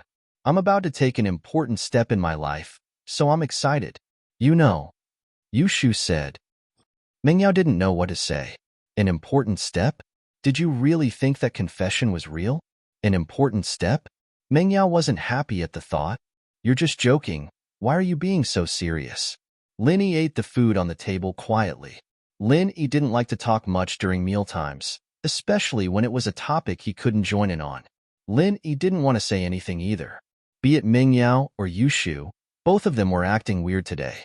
He didn't know what Yu Shu was talking about when she said he'd play along with her. It was a little weird. Meng Yao thought about how Yu Shu would embarrass herself later, and the shocked expression on Lin Yi's face after the confession. That bit of unhappiness in Meng Yao's heart vanished. It was time for Yu Shu to embarrass herself. The girl had been messing with her all these years, and she didn't even have the chance to do it. She was the sister, after all. For example, if Yu Shu wanted to eat grilled squid, she'd tell Pinliang that it was Meng Yao who wanted to eat it, and Pinliang would skip class and run a few miles to buy some grilled squid skewers, and Yu Shu would eat them happily. And if she wanted to hear firecrackers during New Year, she'd tell Pinliang that she wanted to hear it. Pinliang fell for it again. Chapter 211. Shu's confession in actuality. Meng Yao had accused Pinliang wrongly. Pinliang had fallen for Yu Shu's tricks a couple of times, and he'd guessed that Yu Shu was just messing with him. But it was better to be safe than sorry. What if it was really Meng Yao's request?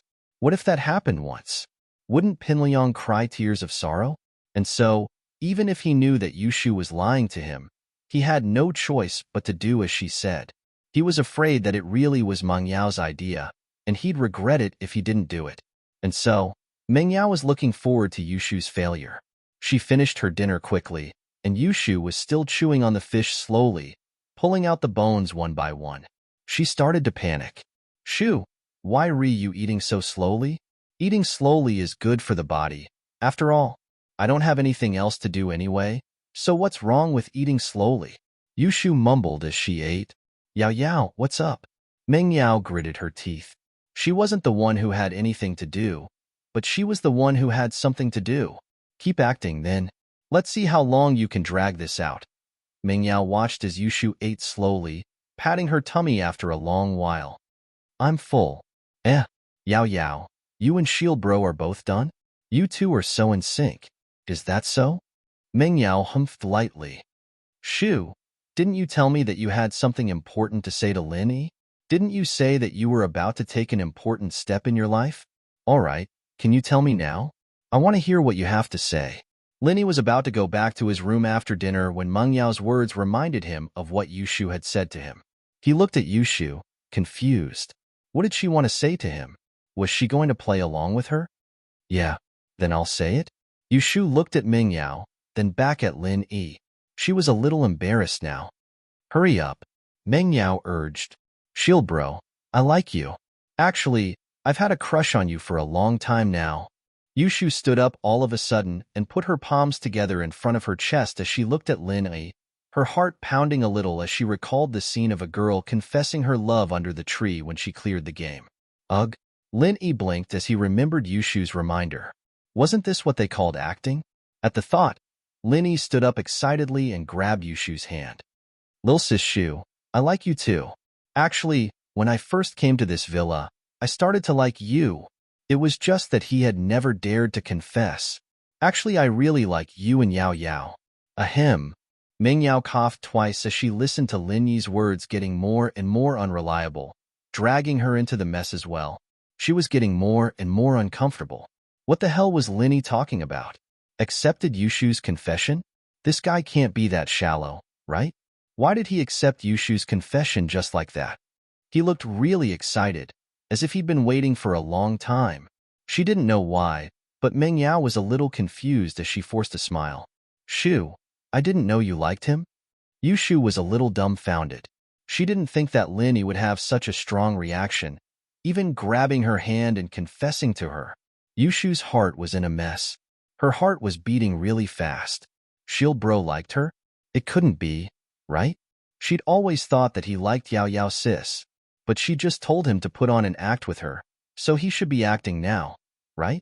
Yushu let out a sigh of relief at the thought, but at the same time, she felt a little disappointed. Would Shield Bro accept her if she really did confess? Yushu blushed a little. The sudden cough from Ming Yao snapped Yushu back to reality as she looked at Ming Yao, a little embarrassed. Yao Yao sis, I'm done with my confession, so don't bring it up again. Linny, aren't you going to say something about it? Ming Yao was a little curious. Linny was so excited earlier. Why did he seem to be back to normal in the blink of an eye? Say what? Linny sat there, looking at Ming Yao. I said it. She confessed, and I accepted. That's it? Aren't you excited? Ming Yao was a little surprised. What's there to be excited about? Who knows if she's telling the truth or not?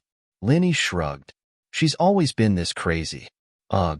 Ming Yao opened her mouth, but didn't say anything. Did Linny know that Yushu's confession was just a farce? Ming Yao was a little disappointed, but at the same time, she was happy. So Lin Yi wasn't accepting Shu's confession? Ming Yao felt that her emotions were a mess right now, and she couldn't stay here any longer. She needed to go back to her room to calm down. Shu, let's go. Ming Yao pulled Yushu up and walked to the second floor, leaving Linny alone in the dining room. Yushu turned around and made a face at Lin Yi, as if the confession hadn't happened at all. Linny smiled. What the hell were these two girls doing? He put away the leftover fish and some side dishes, preparing to make a meal of potatoes with the fish the next morning. After that, Linny went back to his room. Linny was prepared for Yushu's confession, so he didn't think too much about it. Ming Yao, on the other hand, started to worry as she went upstairs. What if it wasn't Shu who got stuck today, and she lost instead? Would he confess his love to her? Would Linny take it seriously if it were her? She wasn't like Shu, who didn't trust her words and actions. Maybe Linny would believe her then. At that thought, Ming Yao suddenly felt a little annoyed at herself for acting so smart today. She should have just hid in Lin Yi's room and let Shu find her. But why was she confessing to Lin Yi? She didn't even like him? Ming Yao suddenly thought of this and shook her head to get rid of the messy thoughts she'd been having. Yao Yao, what are you doing? Yushu followed Ming Yao up to the second floor, confused by Meng Yao's reaction. Shu, why doesn't he believe your confession? Ming Yao didn't know what she was talking about. Her emotions were all over the place. Oh, maybe it's because people don't always believe my words. Yushu rubbed her head. Do I always do stupid things? Maybe. Ming Yao nodded. All right, Shu. I'm sorry. I went overboard today. I shouldn't have forced you to confess to Linny. It's not good for your reputation. Thank goodness Linny didn't believe it. How else would you get a boyfriend? Chapter 212. The ghost knocks on the window, ugh. Meng Yao's words made Yushu a little embarrassed. Yao Yao, don't say that. I'm the one who suggested this bet. I can't just let it go, right? Plus, I actually told Shield Bro while you were on the phone. I asked him to act with me later. Wah. Meng Yao blinked. She hadn't expected Yushu to greet Linny in the few seconds it took for her to pick up the phone. This guy. Could it be that the previous scene was just an act by the two of them? Meng Yao glared at Yushu. Shu. Oh.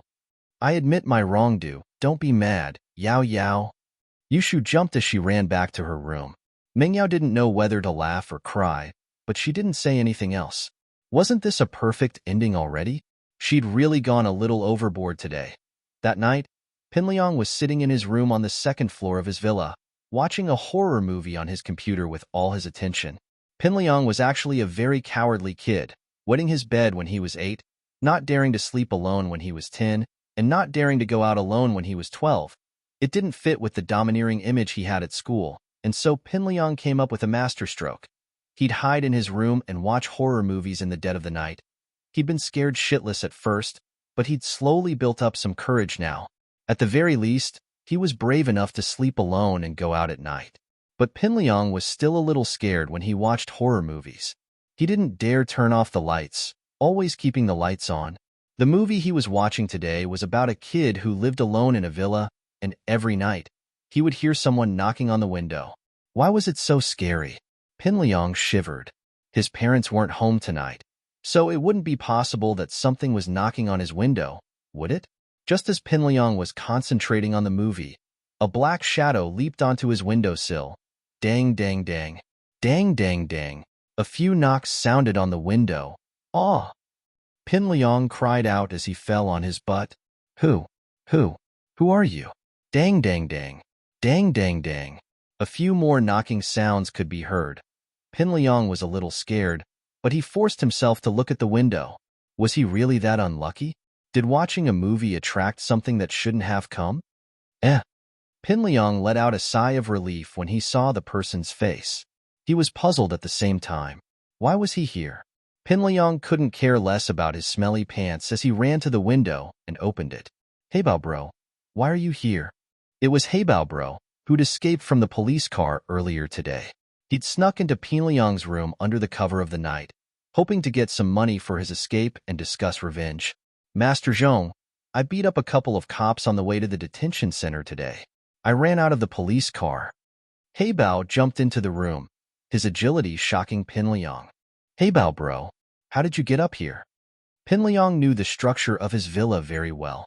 It was covered in mosaics, and there wasn't a single gap for his feet to land on.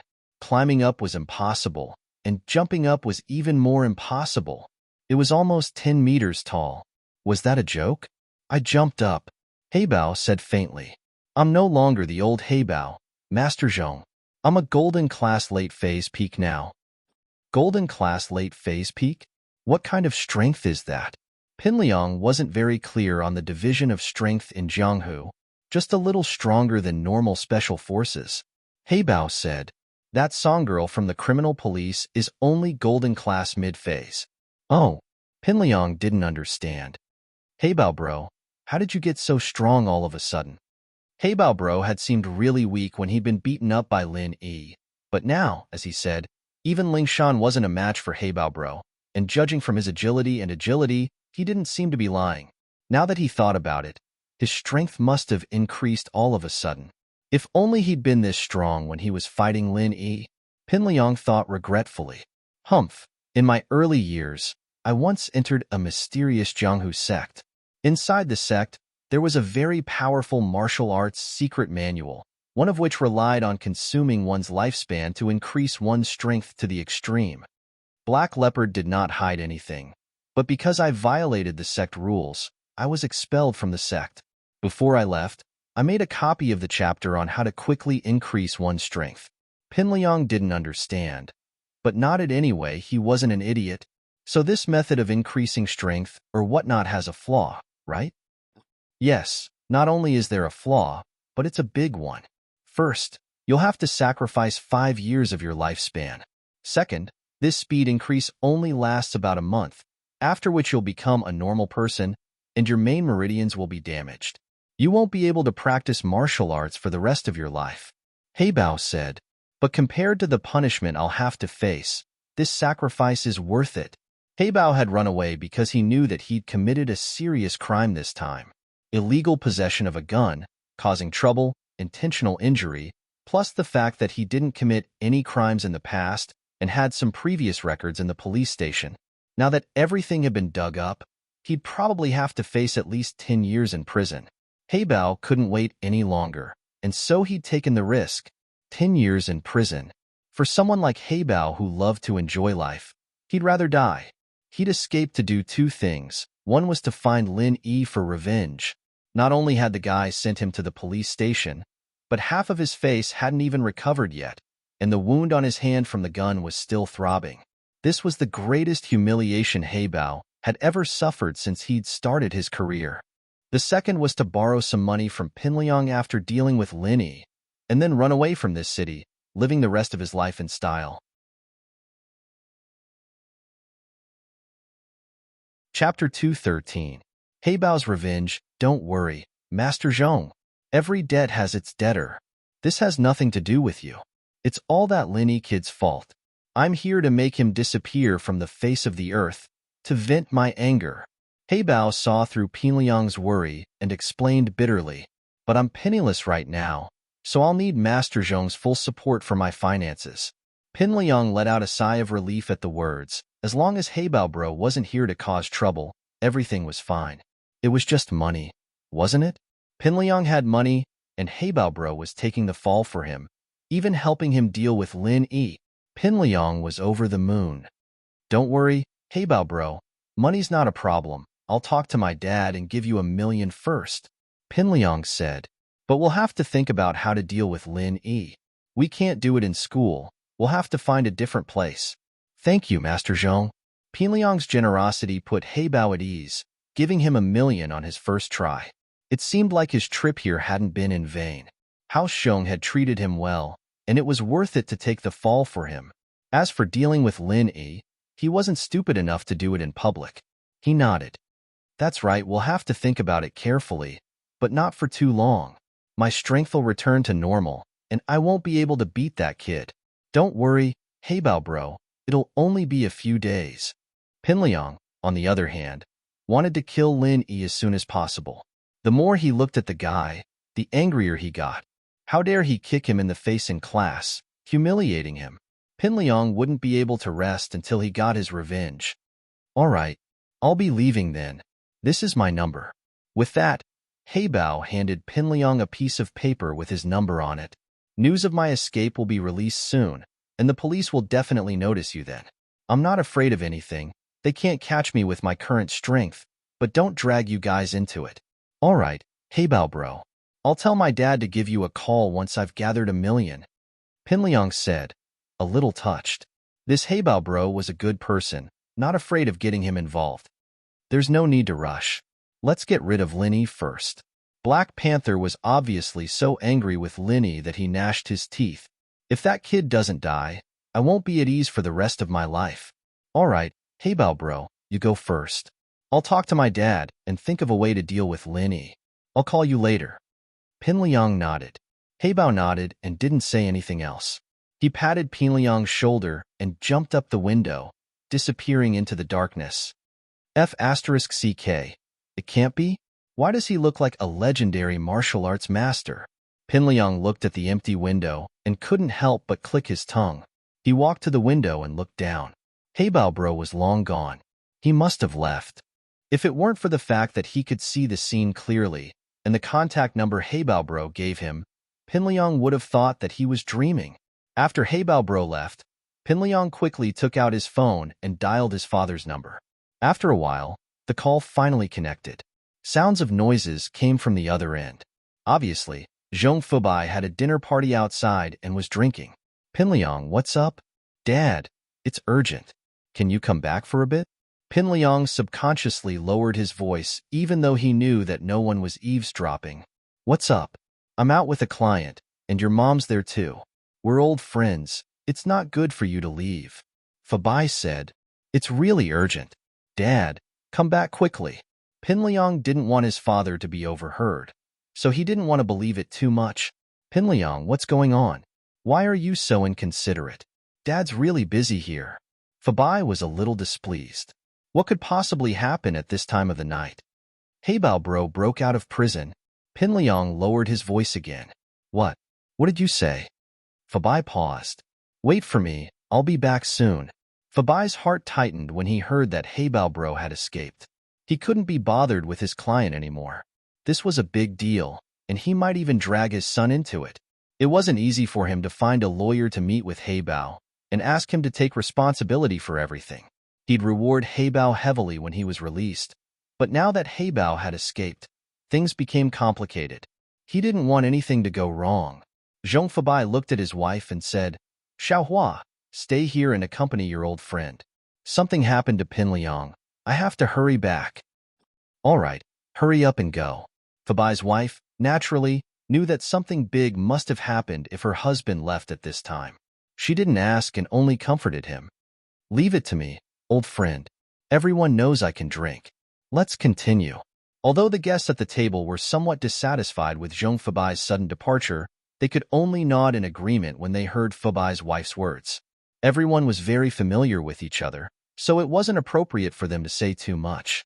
Fubai came down from the bar and left the car to his wife. He flagged down a taxi and went back home. He didn't even bother to take off his coat. He shouted as soon as he entered the door. Pinliang, where are you? I'm back. Pin Liang heard his father's voice and quickly ran out of the room. Dad, I'm here. What happened? How did Heibao escape? Tell me, how did you find out about this? The news didn't spread? Fabai asked, confused. After all, Heibao escaping was a big deal. The news should be out, but there was no news yet. How did Pin Liang know? However, before Pin Liang could say anything, Fabai's phone rang. Zhong Fabai looked at the caller ID and immediately gestured to his son to keep quiet. He picked up the phone. Captain Song, it's so late. Why are you calling me? Chairman Zhong? I have bad news for you. Heibao escaped. Lingshan didn't want to make this call, but she had to. After Heibao escaped, one of his targets was Lin Yi, and the other was Fabai. Chapter 2:14. Late-night Fabai had adopted a nonchalant attitude ever since Heibao entered the police station. He'd only hired a lawyer and ignored Heibao after that. Logically speaking, with Fabai's connections in the city, he should have been able to find a few people he could talk to, but there wasn't any. Lingshan thought that Fabai was afraid of getting her and his son into trouble, so he gave up on Heibao. Naturally, she didn't know that Fabai had already reached an agreement with Heibao through a lawyer, so Heibao wouldn't go after House Zhong. Oh, is that so? Fabai said faintly. Captain Song, I'm not that close with Heibao. He's just the captain of the security team I hired. Now that he's been arrested, I hired a lawyer for him out of humanitarianism, so he has nothing to do with our company anymore. Lingshan was a little annoyed at the words. The guy was trying to push the blame away, but would Heibao think the same way? Will he retaliate against you?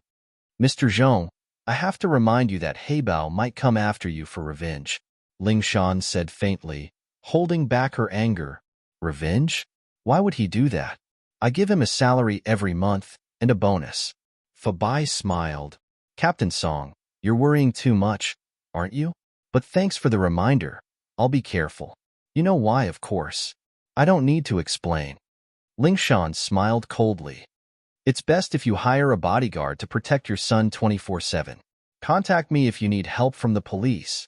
Lingshan didn't like Fabai, but she still had to remind him to be careful as a police officer. Oh, I will. Don't worry. Fabai said. I'll contact you guys as soon as I get news of Heibao. Fabai's face turned serious as he hung up. Pin Liang, how did you know Heibao escaped? The police had just called him, and his son already knew about Heibao's escape. His son's information network. Dad, I saw Heibao bro. He was here just now. Pin Liang said. He's here? What's he doing here? Did he threaten you? Fabai's face was even scarier than before. He was just dealing with Lingshan, trying to clear his name, but he still remembered Lingshan's words. Heibao really might take revenge on his son. Dad, don't worry. Brother Heibao isn't that kind of person. Pin Liang said. He won't do anything to us. He's after Linny, not me. Oh, how did you know? Did he tell you that? Zhong Fabai paused. Pin Liang, tell me. What's going on? Dad, it's like this. Pin Liang explained. I was watching a movie in my room when a black shadow jumped onto the windowsill, giving me a fright. Jump onto the windowsill? Are you kidding me? Your room is on the second floor, and it's almost 10 meters high. Fabai paused, looking at his son in disbelief. Dad, I'm not too sure, but he said that he joined a sect a long time ago, and that sect has a martial art that can quickly increase a person's strength. At the cost of 5 years of lifespan, he can increase his strength to Golden Class Late Phase Peak in a month. Pin Liang said. What? Golden Class Late Phase Peak? Pin Liang didn't know what this meant, but Fabai knew. He'd been in the world of martial arts for a long time, and naturally, he knew what this meant. Not to mention the late phase of the Golden Class. Among his friends, there was only one master who had just reached the early phase of the Golden Class, and this person was only on the same level as him. He didn't work for him, and he could only look for him when he was in trouble. This person could already be said to be invincible in the city. Then what kind of existence would a peak late phase Golden Class be? Heibao had reached this level? It was only a month, but it wasn't easy at all. Yes, that's what he said. Pin Liang nodded. Dad, is this Golden Class Late Phase Peak strong? Very strong. Unimaginably strong. What else did he say to you? Fabai sucked in a breath of cold air. If he hadn't reached an agreement with Heibao through his lawyer, Pinliang and himself would have been the first targets of Heibao's revenge. He said that he's looking for Lin Yi for revenge, and after that, he needs money to escape. I've already agreed to it, Pinliang said. Dad, I said that I can give him 1 million for the first transaction. You won't blame me for acting on my own, right? You did well, Fabai said. 1 million is nothing to us. Just give it to him.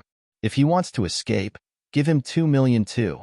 As for him looking for Lin Yi for revenge, you don't have to get involved. Dad, I hate that Lin Yi too. You don't know how arrogant that kid is. I was in class, talking to Ming Yao at noon, but Lin Yi thought that I was blocking his way, so he kicked me and sent me sprawling on the ground. I'm still hurting from the fall. Pinliang added fuel to the fire. This kid is an obstacle to my pursuit of Ming Yao, and I have to get rid of him. Oh, if that's the case, then don't get involved in the open. Just give Heibao some pointers in the dark. Fabai nodded. Pinliang, you're all grown up now. From what you just did, I won't say much. Just do what you think is right. Thanks, Dad. Pinliang nodded. Right, Dad. I've already given Naipeo the 700,000. Yes, this person will be yours in the future. 700,000 for a loyal follower is worth it, Fabai said without hesitation. That night, Pinliang started thinking about how to deal with Lin Yi. He'd wanted to get rid of Lin Yi at first, wishing that Lin Yi would get run over by a car in the morning. But now, after seeing Heibao Bro's amazing martial arts and hearing his father's praise of a golden class late phase peak master, his heart started beating faster. The thought of killing Lin Yi became even crazier. He couldn't let Lin Yi die just like that. He had to make him suffer before he died. Otherwise, the hatred in his heart would never be appeased. This guy had humiliated him, and his reputation in the school had plummeted. The third brother of the Big Four used to be so powerful, but now he was being laughed at behind his back. Chapter 215. Chance meeting at the hospital. Pinliang had grown up in a family like this, with a father who was half black and half white. He was a coward, but that didn't mean he wasn't a coward. He wanted Lin Yi to die, but he didn't feel guilty at all. Not only that, but he wanted Lin Yi to die even more cruelly. That was the difference between a child born in a family like this and a normal one. What could he do to make Lin Yi suffer more? Pinliang wasn't interested in physical torture anymore, and beating up Lin Yi was pointless. The mental torture was far more painful than the physical torture. Pinliang, who'd been watching horror movies to build up his courage, knew this very well. So, if he wanted to torture Lin Yi, he'd have to start with his soul and spirit. Right. Pinliang remembered that Zhou Ruoming had talked to him about Tang Yin. If Tang Yin was harmed by Zhou Ruoming, and Lin Yi watched her before he died, he wouldn't be able to rest in peace. Pinliang couldn't help but laugh out loud at the thought. He really was a genius, coming up with such a despicable plan. Lin Yi would probably feel great if he saw his beloved woman get harmed by Zhou Ruoming, and then get beaten to death by Heibao Bro without being able to do anything about it. He'd probably turn into a vengeful spirit from a horror movie. Pinliang decided that he'd go talk to Zhou Ruoming on Monday morning. Of course, he couldn't tell him that he was the one who killed Lin Yi.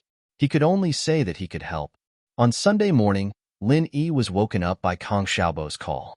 Boss, I want to go to the hospital to see Fawn. Do you want to come? Kang Xiaobo hadn't slept well the night before. He was suffering from insomnia again. The reason why he couldn't sleep was because he could go to Tang Yun's house to eat barbecue. It was enough for him to brag about. But now, Kang Xiaobo had forgotten about this capital to brag about. All his attention was placed on Xiao Fawn. Last night, it was the first time Kang Xiaobo couldn't sleep because of a girl. He sympathized with Xiao Fawn, but he also hated his second cousin, Kang Mingming. A good girl had become like this because of him, but he didn't care and didn't even appear again. Xiao Fawn's family was already very poor, and Xiao Fawn's illness was even worse. This made Kang Xiaobo very angry. He wanted to call his second cousin several times to question him, but he held back. After all, he only listened to Tang Yun's side of the story. Although he was leaning towards Tang Yun, he still needed to ask Xiaofan to know the details. Moreover, when two people were in a relationship, It was hard to say who was right or wrong if one of them had a change of heart. It was just that if Kong Ming Ming was so heartless, he wouldn't be human. Do you want me to drive you there? Or do you want me to go with you? Linny took the phone and got up from the bed. Both. Kong Xiaobo laughed. Boss, first, I want to get a ride with you. Second, if you don't go with me, it would be a bit abrupt for me to go alone. With your relationship with Tang Yun, it's normal for you to visit her friend. What relationship do I have with Tang Yun? Linny smiled bitterly. We don't have a relationship yet. It doesn't matter if you have a relationship or not. You and her are much closer than me and Xiaofan. If you don't go, it won't be good for me to go. Kong Xiaobo said, Boss, please take care of your younger brother's love. Since I have decided, I will go forward bravely. I won't back down. Okay, then wait for me at the place yesterday. I will pack up and go there in about an hour, Linny said. Xiaobo was Linyi's only brother in school. Naturally, he'd support him. Xiaobo was a good guy, and he was loyal as well. Linny would help Xiaobo if he could in something harmless like this. Linny put down the phone and put on his clothes. He looked at the time. It was only 7-something. This Kong Xiaobo was really early. Ever since Lin Yi was able to communicate with Jiao Lao in his sleep, he was very happy. This old man knew a lot of things. It seemed like he was omnipotent. He went to the kitchen first and used the leftover anchovies from yesterday. Lin Yi cut a few potatoes and put them into the electric pressure cooker together. There was an advantage to stewing potatoes in the electric pressure cooker. It was a short stew time. Mingyao's kitchen had all kinds of cooking utensils. It was just that most of them weren't used. Although the pot was placed in a box on the cabinet, there was still an instruction manual inside. The electric pressure cooker had a timer function, so Lin Yi didn't need to set anything manually. He left a note for Mingyao and Yushu, telling them to eat when they woke up. He had something to do. After that, Lin Yi left the villa. The matter of Yushu's car being smashed up was already over, and Lin Yi didn't bother calling Li Fu to fix it. He'd leave it at that for now, since it wouldn't affect his usage. Kong Xiaobo was already waiting at the Ningshi Road bus stop. Lin Yi picked him up and headed to Songshan's First People's Hospital. He didn't see Fan's family in the emergency room. Fan's bed had been replaced by an old auntie. Kong Xiaobo asked around and found out that Fan's family had been transferred to the inpatient department. Guan Xian, the nurse who'd helped him change his bandages earlier, came in with the medicine. She was slightly taken aback when she saw Lin Yi. Lin Yi? Why are you here? Guan Xian's voice was a little surprised. Guan Xian had been worried about Lin Yi's injury for the past few days. Lin Yi hadn't come back since Lin Yi changed his bandages, and Guan Xian was worried that something had gone wrong. In fact, Guan Xian was looking forward to seeing Lin Yi more often. She had an indescribable fondness for the man who saved her life. It wasn't exactly fond. Guan Xian wasn't that infatuated with him, but it was a good feeling. She'd think about him when she couldn't see him. She'd thought that she'd never see Lin Yi again, but here she was again in the hospital. Guan Xian was both surprised and happy. Guan Xian? Haha, I have a friend in the hospital, so I came to see her. Lin Yi wasn't expecting to see Guan Xian here. Oh, Guan Xian nodded. The injury on your leg, it's healed a long time ago. Lin Yi smiled. Thank you. Guan Xian wanted to say something else, but one of the doctors in the room called her over to change the bandages. Guan Xian had no choice but to apologize to Lin Yi and leave reluctantly. She wanted to ask for Lin Yi's number, but couldn't bring herself to do so. She was a girl after all, and it wasn't right for her to ask for a man's number. Chapter 216. Understanding in the ward area, Lin Yi and Kong Xiaobo found Fan's room. It was an 8-person room, even more crowded than a 4-person room in the emergency room. Adding in the family members, the room was very crowded, and the air was very turbid. Kong Xiaobo frowned. This kind of environment wasn't good for Fan's illness at all. She needed to rest, and this noisy room wasn't good at all. But thinking about Fan's family, Kong Xiaobo could only sigh. His family wasn't that well off either, or he could have used the money to transfer Fan to a better room. Lin Yi, naturally, noticed the expression on Kong Xiaobo's face. He smiled and patted his shoulder. The deposit I paid should be enough for her to transfer to a better room. As for Chen Tian's money, Lin Yi didn't mind it at all. What's more, He wasn't spending it on someone else, but on his future sister-in-law. Naturally, Linny wouldn't feel bad about it. But, boss, this money. Kong Xiaobo hesitated. After all, Linny was loaning the money to Fun's family. Lin Yi wasn't himself, and he wouldn't get anything in return if he spent it on Fun. Ha, just treat it as spending it on you. You don't have to pay it back, Linny smiled. Thanks. Kong Xiaobo nodded. He knew that Linny wasn't joking, and so, Kong Xiaobo didn't hesitate.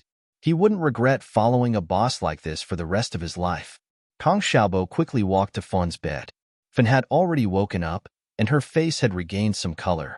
Tang Yun and Lu Xinwen were there, talking to her. Hui Ping, on the other hand, was peeling an apple for Fun. Auntie's song. Kong Xiaobo was a little embarrassed. After all, he wasn't familiar with her. He saved Fun yesterday and came to the hospital with her, but it didn't seem like a good thing if he came today. Oh, Xiaobo is here. Hui Ping evidently had a good impression of Kong Xiaobo. She stood up with a smile and handed the apple to Kong Xiaobo. Here, have an apple? No, Auntie, give it to Fun. I can eat anywhere. She needs nutrition. Kong Xiaobo quickly declined. Fun blushed when she saw Kong Xiaobo. When she woke up today, Tang Yun and Lu Xinwen told her about Kong Xiaobo. She also knew about what happened yesterday. Kong Xiaobo saved her, but she mistook Kong Xiaobo for Kong Mingming. Thank you for yesterday, Kong Xiaobo. Fun sat up a little embarrassedly and greeted Xiaobo with a blushing face. Her voice was very melodious.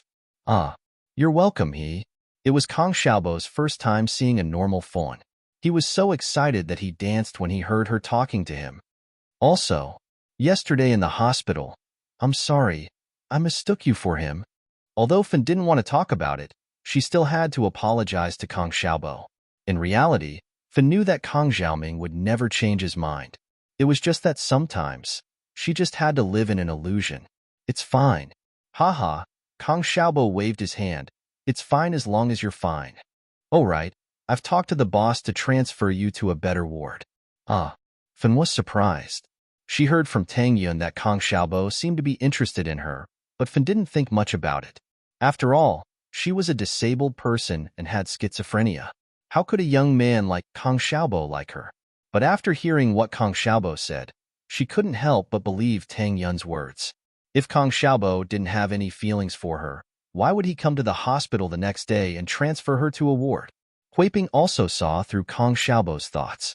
She was also confused. If her daughter wasn't in this accident, she would be a flower in the slums. Although she wasn't as pretty as Tang Yun, she was still outstanding. But now, what did Kong Xiaobo like about her daughter? Hui Ping was a little confused. Her family didn't have anything to covet, but her daughter was in this situation. Ha, this is my boss's idea. It's fine. My boss's family is rich. He doesn't lack this little bit. Kong Xiaobo played dumb and pushed this matter to Lin Yi. Lin Yi was speechless. His family was rich? The two girls in his family were quite rich, but he, Fun, you and Tang Yun are best friends. My boss and Tang Yun. Hee hee. Kong Xiaobo smiled ambiguously. Lin Yi really wanted to kick this bastard in front of him to death. How could he talk about his boss behind his back to pick up girls? Did he drag his relationship with Tang Yun into this?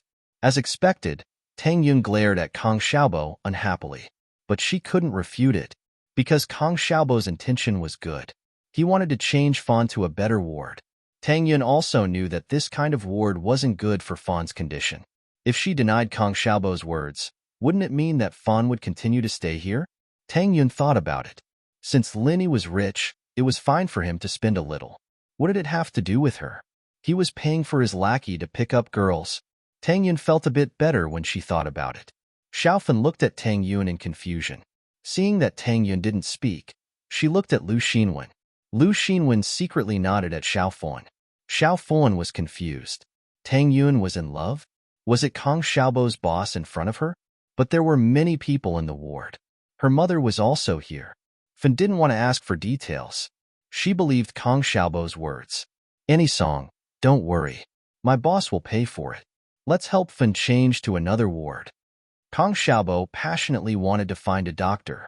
Lin Yi understood Kong Xiaobo's eagerness to show off. After all, she was the first girl that he fell for. He wanted to show off. So, towards Kang Xiaobo's words, Lin Yi laughed it off. He waved at Tang Yun, and Tang Yun raised her head in confusion, pointing at herself with her finger. Was he calling her? Lin Yi nodded. Tang Yun stood up unwillingly and walked towards Lin Yi. What is it? In order to chase Fawn, Kang Xiaobo needs a reason to get close to her. So, he used us. Lin Yi explained. Do you understand? Oh. Tang Yun nodded unhappily but didn't refute. Then, don't take it seriously.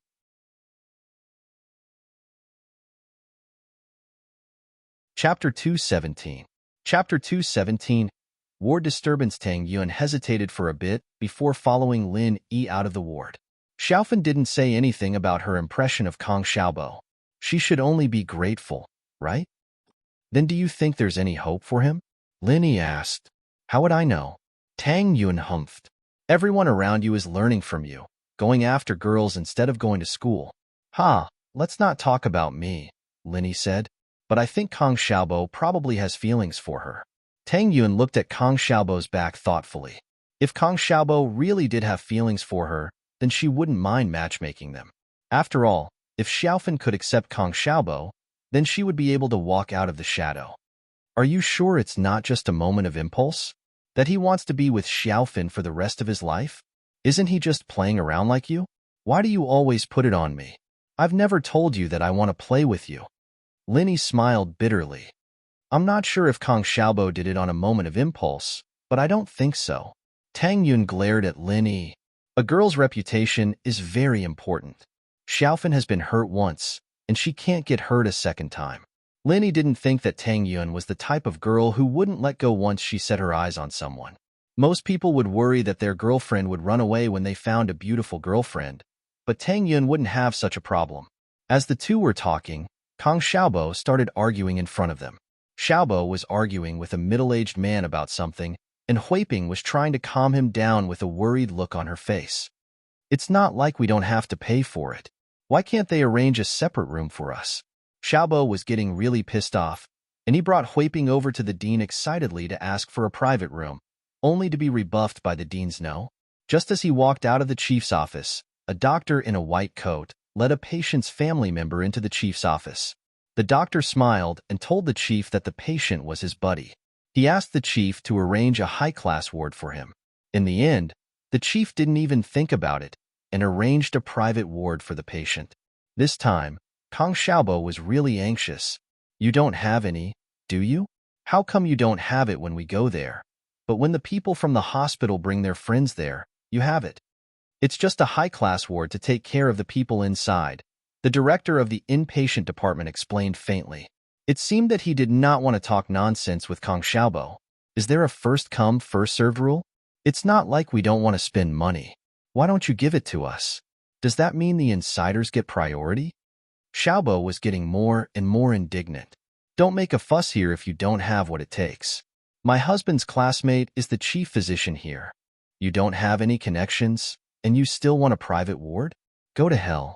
A woman with heavy makeup next to the doctor's buddy looked at Kang Xiaobo with disdain. Look at your stupid face. Stop embarrassing yourself. You, Kang Xiaobo was anxious. Who are you calling stupid? What's wrong with that? I can tell that you're a country bumpkin with some money. Look at your mom's clothes. She looks like a country bumpkin coming to the city. The man was a bit annoyed when he saw Kang Xiaobo yelling at his woman. He glared at Kang Xiaobo and Huiping. He thought that Huiping was Kang Xiaobo's mother.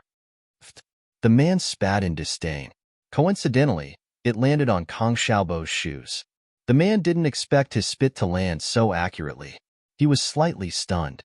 You, clean it for me. Kang Xiaobo had been hanging out with Lin Yi for the past few days. He was full of manliness.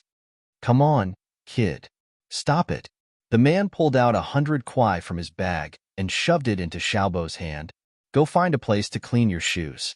I'm telling you, money isn't the only thing you can do these days. You need connections too. You need to learn more. With that, the man pulled the woman away quickly, afraid that Xiaobo would keep looking for trouble. He then followed his doctor buddy to the hospital to handle the paperwork. The man was Zhao Guangdong. He was here to find a private ward for his boss. Speaking of which, His boss didn't have any major problems. It was just that his blood pressure was a bit high these few days. He came to the hospital for an intravenous drip. In fact, he didn't need a private ward at all. However, to show that he had connections, Zhao Guangdong found his buddy, who was a chief physician here, to help him get a private ward. Kang Xiaobo looked at Zhao Guangdong's back. He threw the 100 yuan in his hand on the ground and clenched his fists. His eyes were bloodshot. He was so angry that he panted heavily. Heh. Linny walked over and picked up the 100 yuan from the ground. He stuffed it into Kang Xiaobo's hand. You still have to take the money. Don't go against money. Boss, I want to beat him up. Kang Xiaobo knew that Linny meant well. Now that Xiaofan was in the hospital, it was good to get as much money as possible. However, he couldn't bring himself to do it before. Now that Linny handed him the money, Kang Xiaobo took it. Xiaobo, we don't want the private ward anymore. Don't get into a fight with him. That room is not bad. Song Huiping was afraid that Kang Xiaobo would cause trouble. Tang Yun glanced at Lin Yi. She wanted him to persuade Kang Xiaobo. Tang Yun understood Kang Xiaobo's feelings. She saw the scene just now. She knew the fickleness of human nature. She went to the factory to ask for her father's medical fees. It was also very difficult. In the end, she was kicked out. If they had connections, they could get the medical fees with just a word. The injury wasn't serious at all. It was far worse than her father's injury. Sometimes, beating people up isn't the only way to solve a problem. Linny patted Kang Xiaobo's shoulder. You have to use different methods to deal with different people. Wait for me. They will move out the same way they moved in. Linny finished speaking and walked to the director's office. The director had already returned when Kang Xiaobo and Zhao Guangdong were arguing. He was about to ask Linny what he wanted when he saw Kang Xiaobo and the others behind him. The director's face darkened immediately. Didn't I tell you that there are no more private rooms? Why are you still here? Are you sure that there is only one vacant VIP room? You gave it to those people just now? Lin Yi ignored the director's words and asked directly. Yes. You can leave now. The director waved his hand impatiently. Then ask them to give it out, Lin Yi said indifferently. Huh. The director heard Lin Yi's words and couldn't help but laugh. Who do you think you are? You think you can give it out just because you say so? Are you the director? I still have things to do. If you are here to cause trouble, then I will call the security.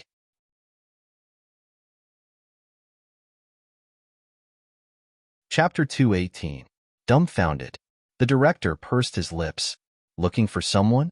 Who are you looking for? If you could find someone, why would you come to me directly? Just find someone from the hospital and bring them over. Wouldn't the room be yours? Now that only one room had been given away, it wouldn't be easy to find someone else. Even if you found someone from the hospital and heard that the room was given to someone from the hospital, they wouldn't force it. Wouldn't that be offending someone? Hello? Professor Guan? I'm Lin Yi. Naturally, the person Lin Yi was looking for was Guan Xuemin. Guan Xuemin was the director of Songshan Medical University, and Songshan First People's Hospital was an affiliated hospital of the university. Whether it was in terms of personnel or position, they had to listen to the school's arrangements. This was what Lin Yi had learned from his conversation with Guan Xuemin the other day. Who was Guan Xuemin? He was the director of the TCM school, and the hospital's TCM department was under his control. Even if the inpatient department wasn't under his control, he only needed to call the director of the hospital and ask for a room. Oh, Mr. Lin, what brings you to this old man again?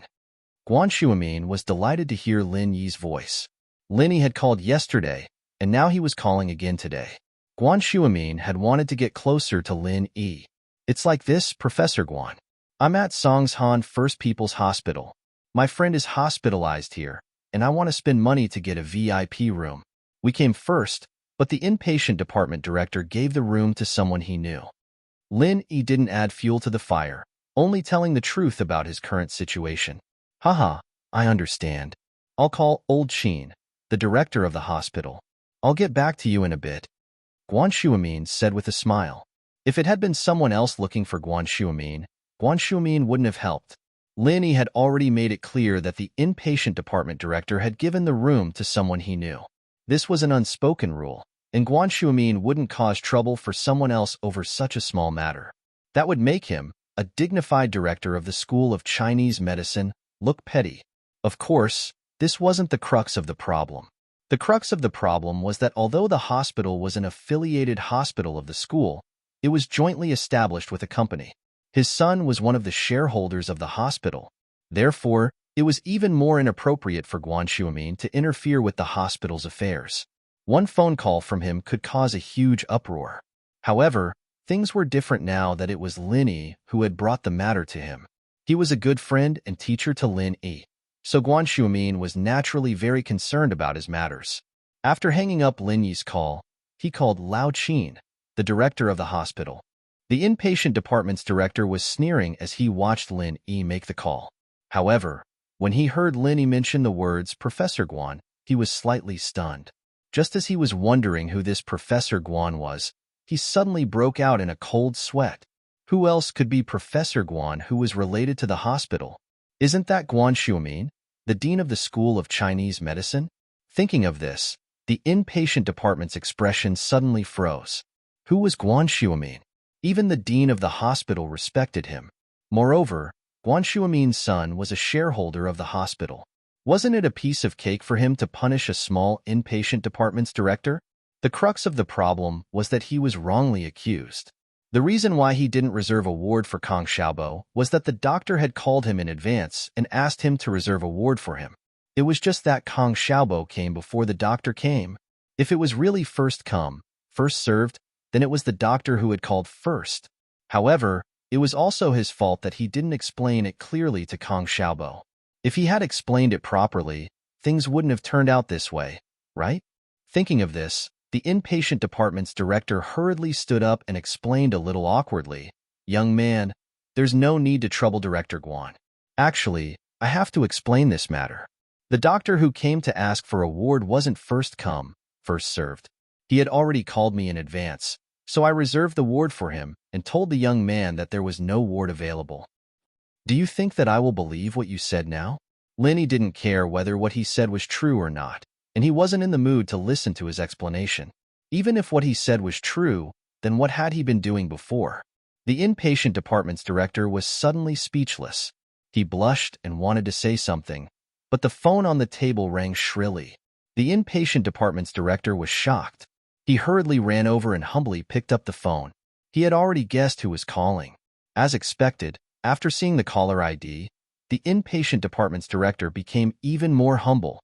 "Director Qin, are you looking for me?" However, before the inpatient department's director could finish his words, a roar came from the other end of the phone. The inpatient department's director hurriedly said, "Yes." Before he could explain, the other end of the phone had already hung up. The inpatient department's director put down the phone gloomily. When he turned around to face Lin Yi, his face was filled with a brighter smile than before. "Young man, I'm so sorry. I'll ask them to give up the ward right now." The inpatient department's director had already made a decision. It was fine if he offended the doctor, but if he offended Guan Xuemin and Director Qin, he wouldn't be able to stay in this hospital any longer. He regretted looking down on Guan Xuemin, but there was nothing he could do. Standing beside Lin Yi, Kang Xiaobo felt more and more refreshed. His anger just now was released in an instant. He sneered at the inpatient department's director, who had a flattering smile on his face.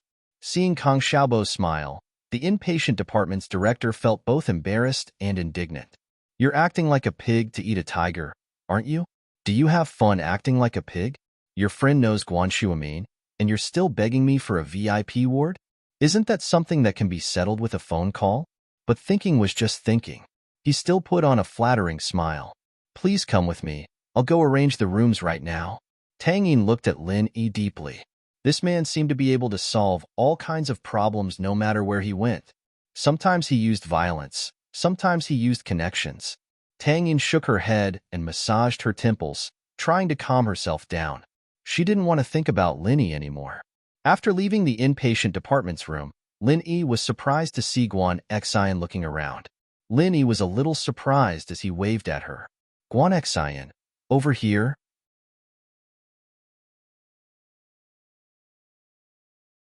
Chapter 219. How to enter and how to leave. The dean was part of the higher management of the hospital. Of course, he knew who Guan Xian was. Ordinary junior doctors might not know, but the director of the inpatient department knew. Guan Shuamin's granddaughter, the daughter of a shareholder of the hospital, who would dare disrespect her? The dean was still trying to guess how close Lin Yi and Guan Shuamin were because of the severity of the situation. If Lin Yi and Guan Shuamin only knew each other and weren't that familiar with each other, then he'd just let it go. If they were close, then it'd be hard to avoid leaving a bad impression on Dean Qin and Guan Shuamin. But now that Guan Shuamin's granddaughter knew Lin Yi, didn't that mean that Lin Yi was close to Guan Shuamin's family? Guan Xian was done with her work, and for some reason, she wandered over to the hospital. She just wanted to see if she could bump into Lin Yi again. She didn't have a specific goal in mind. Since she didn't ask which room Lin Yi was in, Guan Xian smiled sweetly when she heard Lin Yi calling her name. Lin Yi, I'm just here to see if there's anything I can do to help. Oh, not at the moment. It's been taken care of. Lin Yi looked at the dean. Guan Xian didn't know what to say after hearing Lin Yi's words. She looked at the beautiful Tang Yun beside Lin Yi and felt a little discouraged. Is this your girlfriend? No, I have nothing to do with him. Tang Yun jumped out before Lin Yi could say anything. She waved her hands as if someone had stepped on her tail. Oh, Guan Xian sighed in relief before turning to Lin Yi. Give me your phone number. I haven't thanked you for what you did last time. I'll treat you to dinner during my break. Lin Yi didn't mind and gave her a number. Guan Xian saved it and called him back, showing her number on Lin Yi's phone as well. However, Tang Yun frowned. Did Lin Yi help her? Suddenly, she felt a little regretful. Why was she so eager to explain her relationship with Lin Yi? The guy seemed to have a lot of luck with women, hooking up with a pretty nurse. Tang Yun was a bit disappointed and quickened her steps. Guan Xian was older and more mature than Tang Yun. She couldn't help but smile at Tang Yun's reaction. She turned to Lin Yi. Your friend seems to be jealous. I'll be leaving first. Call me when you have time. Heh. Lin Yi smiled. All right, let's keep in touch by phone. Guan Xian was only here to see Lin Yi. She didn't know what to say or do when she saw Lin Yi. Guan Xian sighed as she watched Lin Yi and Tang Yun leave, but she didn't know what she was sighing about. In a high-class ward, Guangdong was peeling oranges for the boss. Mr. Zhou, this room is good, right? It's no different from a five-star hotel, right? And not bad. Guangdong, I didn't expect you to have connections in the hospital. I've underestimated you. Mr. Zhou said. Looks like I'll have to promote you in the future. Hee hee, it's nothing. I'm just a person with a good social network. I have friends everywhere I go. People always give me face. Guangdong laughed. Yeah, Mr. Zhou. Our Guangdong has a lot of friends. The woman with heavy makeup chimed in. Just now, there was a little idiot who went to ask for a VIP room, but the director of the inpatient department didn't even bother with him. Our Guangdong brought a friend over, and the room was delivered. Who are you calling an idiot? The door opened abruptly, and Xiaobo barged in, a little pissed off as he pointed at the woman with heavy makeup. Huh. So what if I called you an idiot? You even found your way here? What? You're not happy. Should I get security to kick you out? I'll count to 3. Get the hell out of here. The woman with heavy makeup was about to press the call button on the bed. Heh, you're right. The idiot is the one leaving. You can leave now. Lin Yi followed Kong Xiaobo into the ward. Idiots. Should I get security to kick you out? What's going on? Guangdong. Who are these people? Mr. Zhou frowned as he looked at the people entering the ward. Mr. Zhou, I'll get security right now. Guangdong was obviously a coward who liked to act big. He didn't dare make a move, but he didn't want to lose face either. No need for that. Now, this ward is theirs. The director of the inpatient department sighed. These people weren't easy to deal with. As soon as they entered the ward, they offended everyone in the ward. There was no room for negotiation. The director of the inpatient department wanted to explain his difficulties to Guangdong and ask them to move out. But now, he didn't need to explain anymore. His explanation was unnecessary. He had to stand firmly on Lin Yi's side. Did you hear that? Kong Xiaobo suddenly became arrogant. He pointed at Guangdong and said, Move out the way you moved in. Kong Xiaobo's words were said by Lin Yi, but Kong Xiaobo didn't care. As a follower, he could naturally use the words of his boss. Besides, he felt that this sentence was awesome. It was quite imposing. Zhao Guangdong's face changed immediately. He didn't care what Kang Xiaobo said, but he had to listen to the director. This was a hospital, someone else's turf. He wasn't powerful enough to argue with the director. He put on a smile and asked confusedly, "Director Ma, didn't we agree on this?" They were here first. First come, first serve. Director Ma was getting impatient. He was afraid that Lin Yi would be upset. He waved his hand at Guangdong. "All right, you guys clean up and move to a normal double room. It's just in 4 drip. I've already arranged it.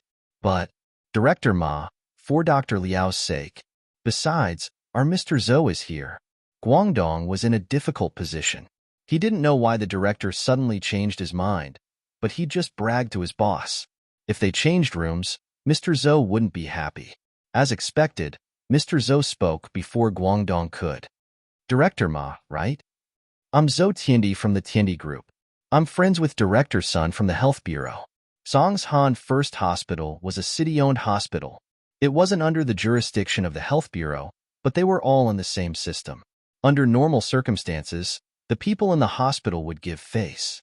No one wanted to offend someone from the Health Bureau. After all, the director of the Health Bureau must have connections in the city's Health Bureau. It wasn't worth it to offend someone like that.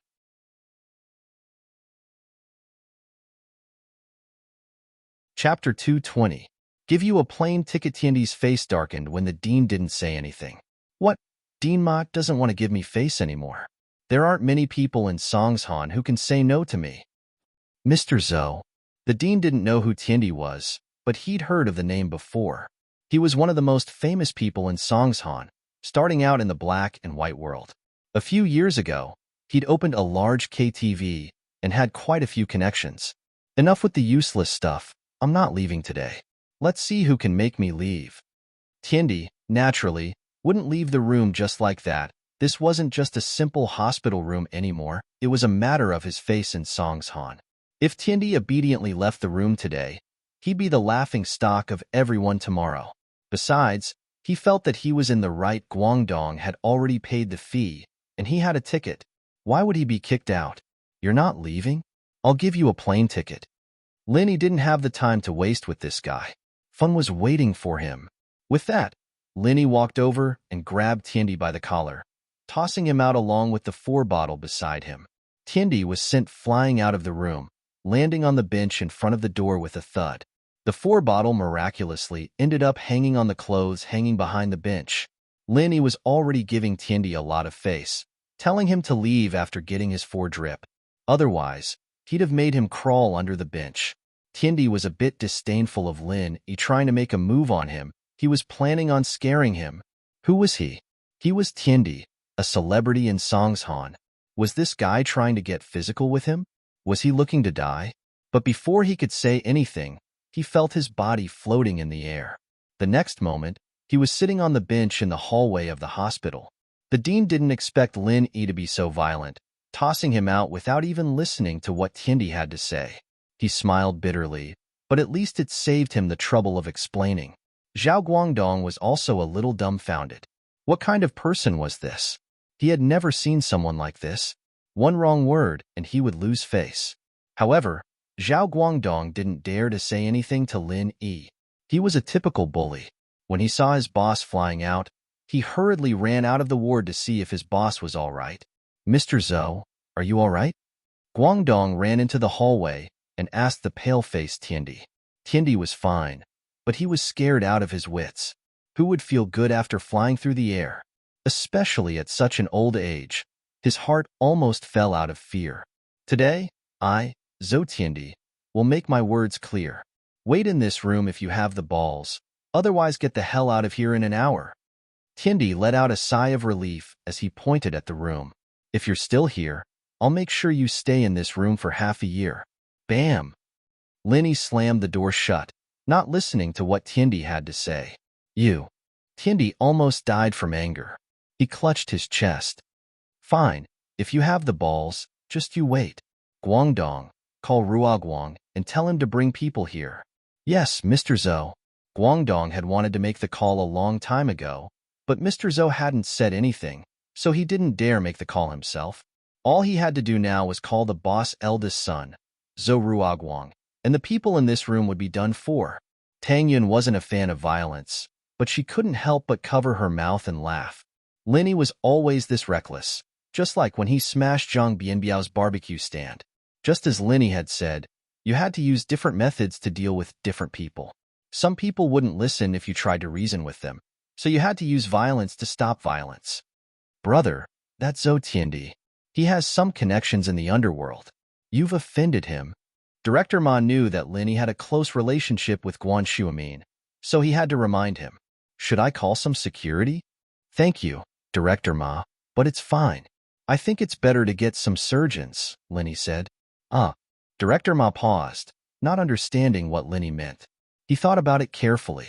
Was Lin Yi saying that there would be people injured in this room when Zhou Tiandi called people over and they would need surgeons? But why would he do that? Wait to get beaten up? Director Ma didn't understand. But since Linny said so, he could only agree and act according to the situation. Xiaobo, bring Xiaofan here with Aunt Song and Director Ma. Tang Yun and I will wait in the room. Linny said. That Zhou Tiandi probably won't let this go easily. If we don't solve this problem today, it'll happen sooner or later. Why don't we settle it today? Linny was never someone who was afraid of trouble. What happened today was nothing in his eyes. Kong Xiaobo knew what Linny was capable of, so he wasn't worried. He had an inexplicable confidence in Lin Yi. No matter what Linny did, he believed that his boss was #1 in the world. Song Huiping didn't know what to do. She knew from Kong Xiaobo that Lin Yi was a domineering young master. She couldn't interfere no matter what Linny did. She could only stand on the side, panicking. Normally, she wouldn't dare to mess with a big boss like Zhou Tiandi, but she didn't dare to stop Linny from messing with him. At this moment, she could only follow Kong Xiaobo and walk back to the original room. Only Tang Yun and Lin Yi were left in the room. Linny asked her to stay here, and Tang Yun didn't reject him. But her expression was a bit unnatural. Actually, you don't have to change rooms. It's not worth it to offend someone for a room. Offend? Linny smiled faintly. I don't care about the guy at the door. If he thinks that I offended him, then so be it. But he better not do anything else, or he'll really offend me. Tang Yun heard Lin Yi's words and couldn't help but laugh. Why are you always bragging? Even if you're a young master, that person is a big boss. Huh. Linny smiled. When you have absolute confidence that you can take someone's life, you won't care about them, no matter what their job or identity is. He started doing solo missions at the age of 10. Whether it was a rich boss or a big boss of the underworld, Lin Yi only had targets in his eyes. You only know how to smile like an idiot. Tang Yun turned around angrily when Lin Yi didn't reply.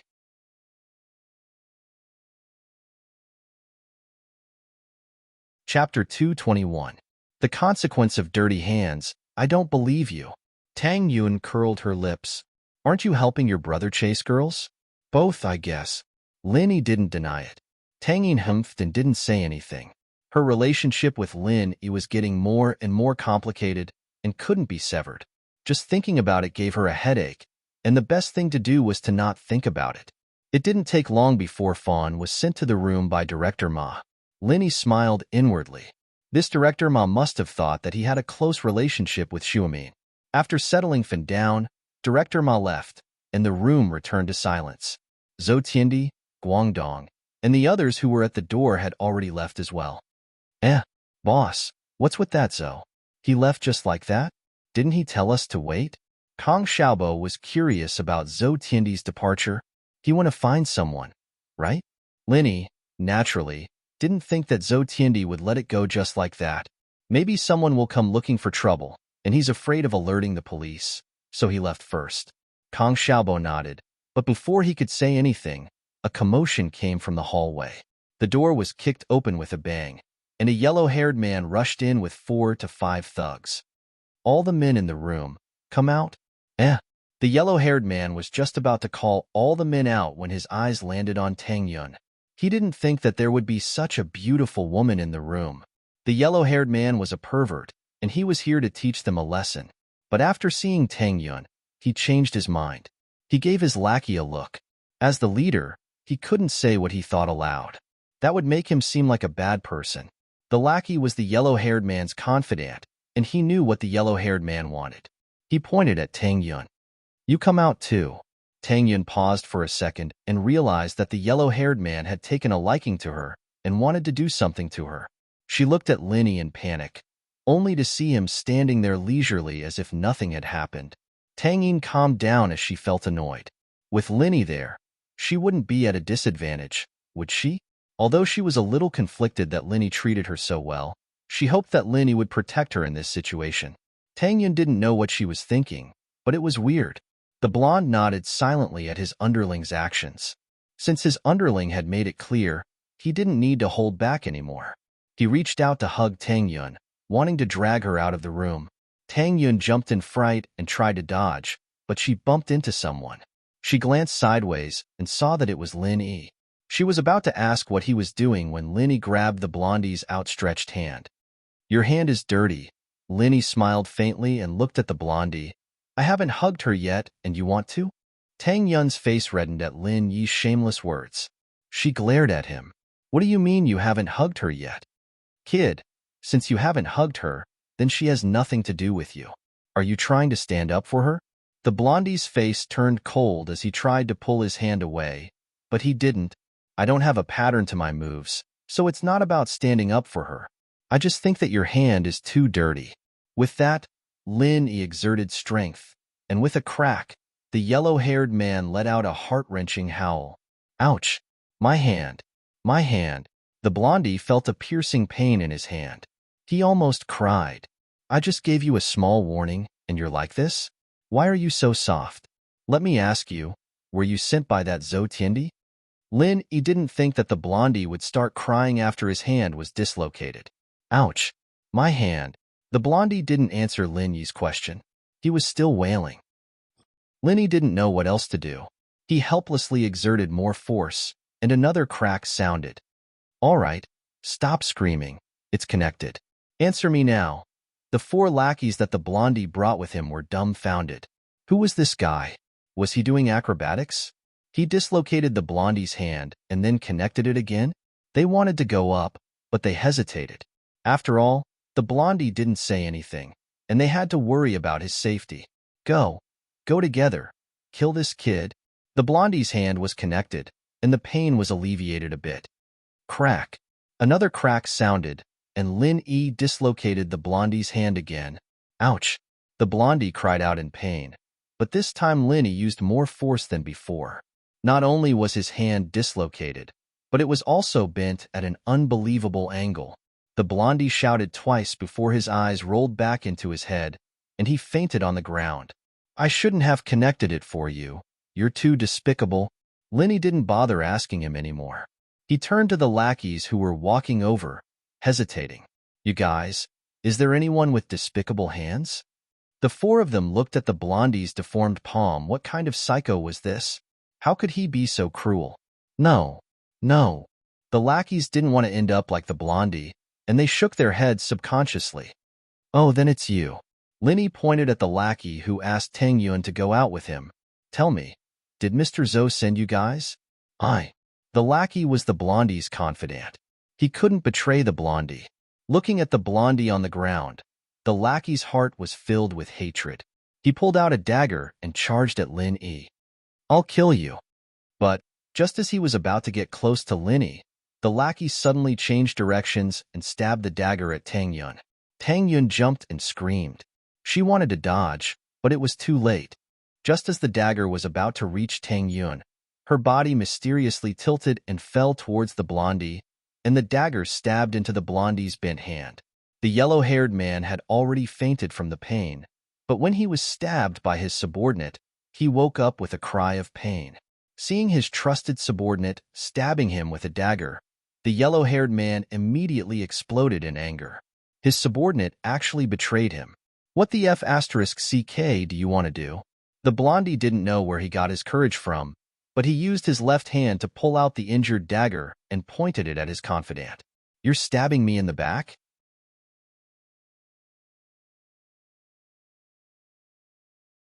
Chapter 222. He's really scared. After listening to his confidant's explanation, the yellow-haired man believed his words. This confidant had been with him for many years. It was possible for the others to betray him, but this confidant definitely wouldn't. The blonde's face turned ugly. No matter how stupid he was, he knew that the man in front of him was a legendary master. The blonde wasn't a master, but he'd heard of the legendary Sky, Earth, Mystic, and Huang masters in the underworld. They were people who could jump on roofs and vault over walls and seal acupuncture points from afar. He didn't know if Lin Yi was one of those masters, but judging from Lin Yi's nimble bone setting and bone-removing skills, he was definitely not a simple person. Listening to his confidant's words, it was more or less the same as the legendary acupuncture point sealing. Although he didn't think that Lin Yi was that strong, he knew that he wasn't Lin Yi's opponent with his current skills. Even if this kid wasn't a golden class master, he was at least half a golden class. The blonde wanted to retreat at the thought of that. Wow, your right hand is so scary. Why don't you use your left hand this time? Since you're awake, then continue answering my questions. Lin Yi said as he squatted down and pulled the blonde's left hand, ready to continue the bone removal. Don't, big bro. I'll tell you what you want to know. The blonde was really scared as he looked at Lin Yi and begged. Oh, then let me ask you, were you sent by that Zhou something? Lin Yi asked. Yes. The blonde's answer was simple. All right, go back and tell that Zhou something that I'll go find him. Lin Yi said. Okay, big bro, I'll tell him. The blonde quickly said. Crack. Another crisp sound. Lin Yi let go of the blonde's left hand, but it was already dislocated. Ouch. Big brother, I've already said it. Why are you still? Huang Mao jumped up from the ground in pain and looked at Lin Yi with some resentment. I look too kind. I'm afraid that you won't know that I'm a ruthless person and will come to the hospital next time. Lin Yi looked at the yellow-haired man with a smile without any sympathy. Blondie was about to cry. Big brother, I know you are a ruthless person. Don't worry, I won't come again. How could the blondie not understand what Lin Yi meant? Lin Yi had warned him not to cause trouble in the hospital in the future, but did he still dare to come? Although the yellow-haired man was in the underworld, he wasn't a fool. The yellow-haired man was obviously stronger than him. If he went to the door to be beaten, wouldn't that be stupid? All right then, you can go. I won't send you off. Lin Yi waved his hand, indicating that the yellow-haired man could get lost. Chief Ma had arrived a long time ago. He stood at the door and didn't dare to come in. He heard a nurse say that there was a fight in this ward, so he hurriedly ran over to see what was going on. But with one look, he finally understood why Lin Yi asked him to find a few surgeons. These guys who came out really had to go see a surgeon. Lin Yi was very good at reading people. He saw real fear in the eyes of the yellow-haired man, and not the kind of fake submission that was fake. If some people submitted, then they really submitted.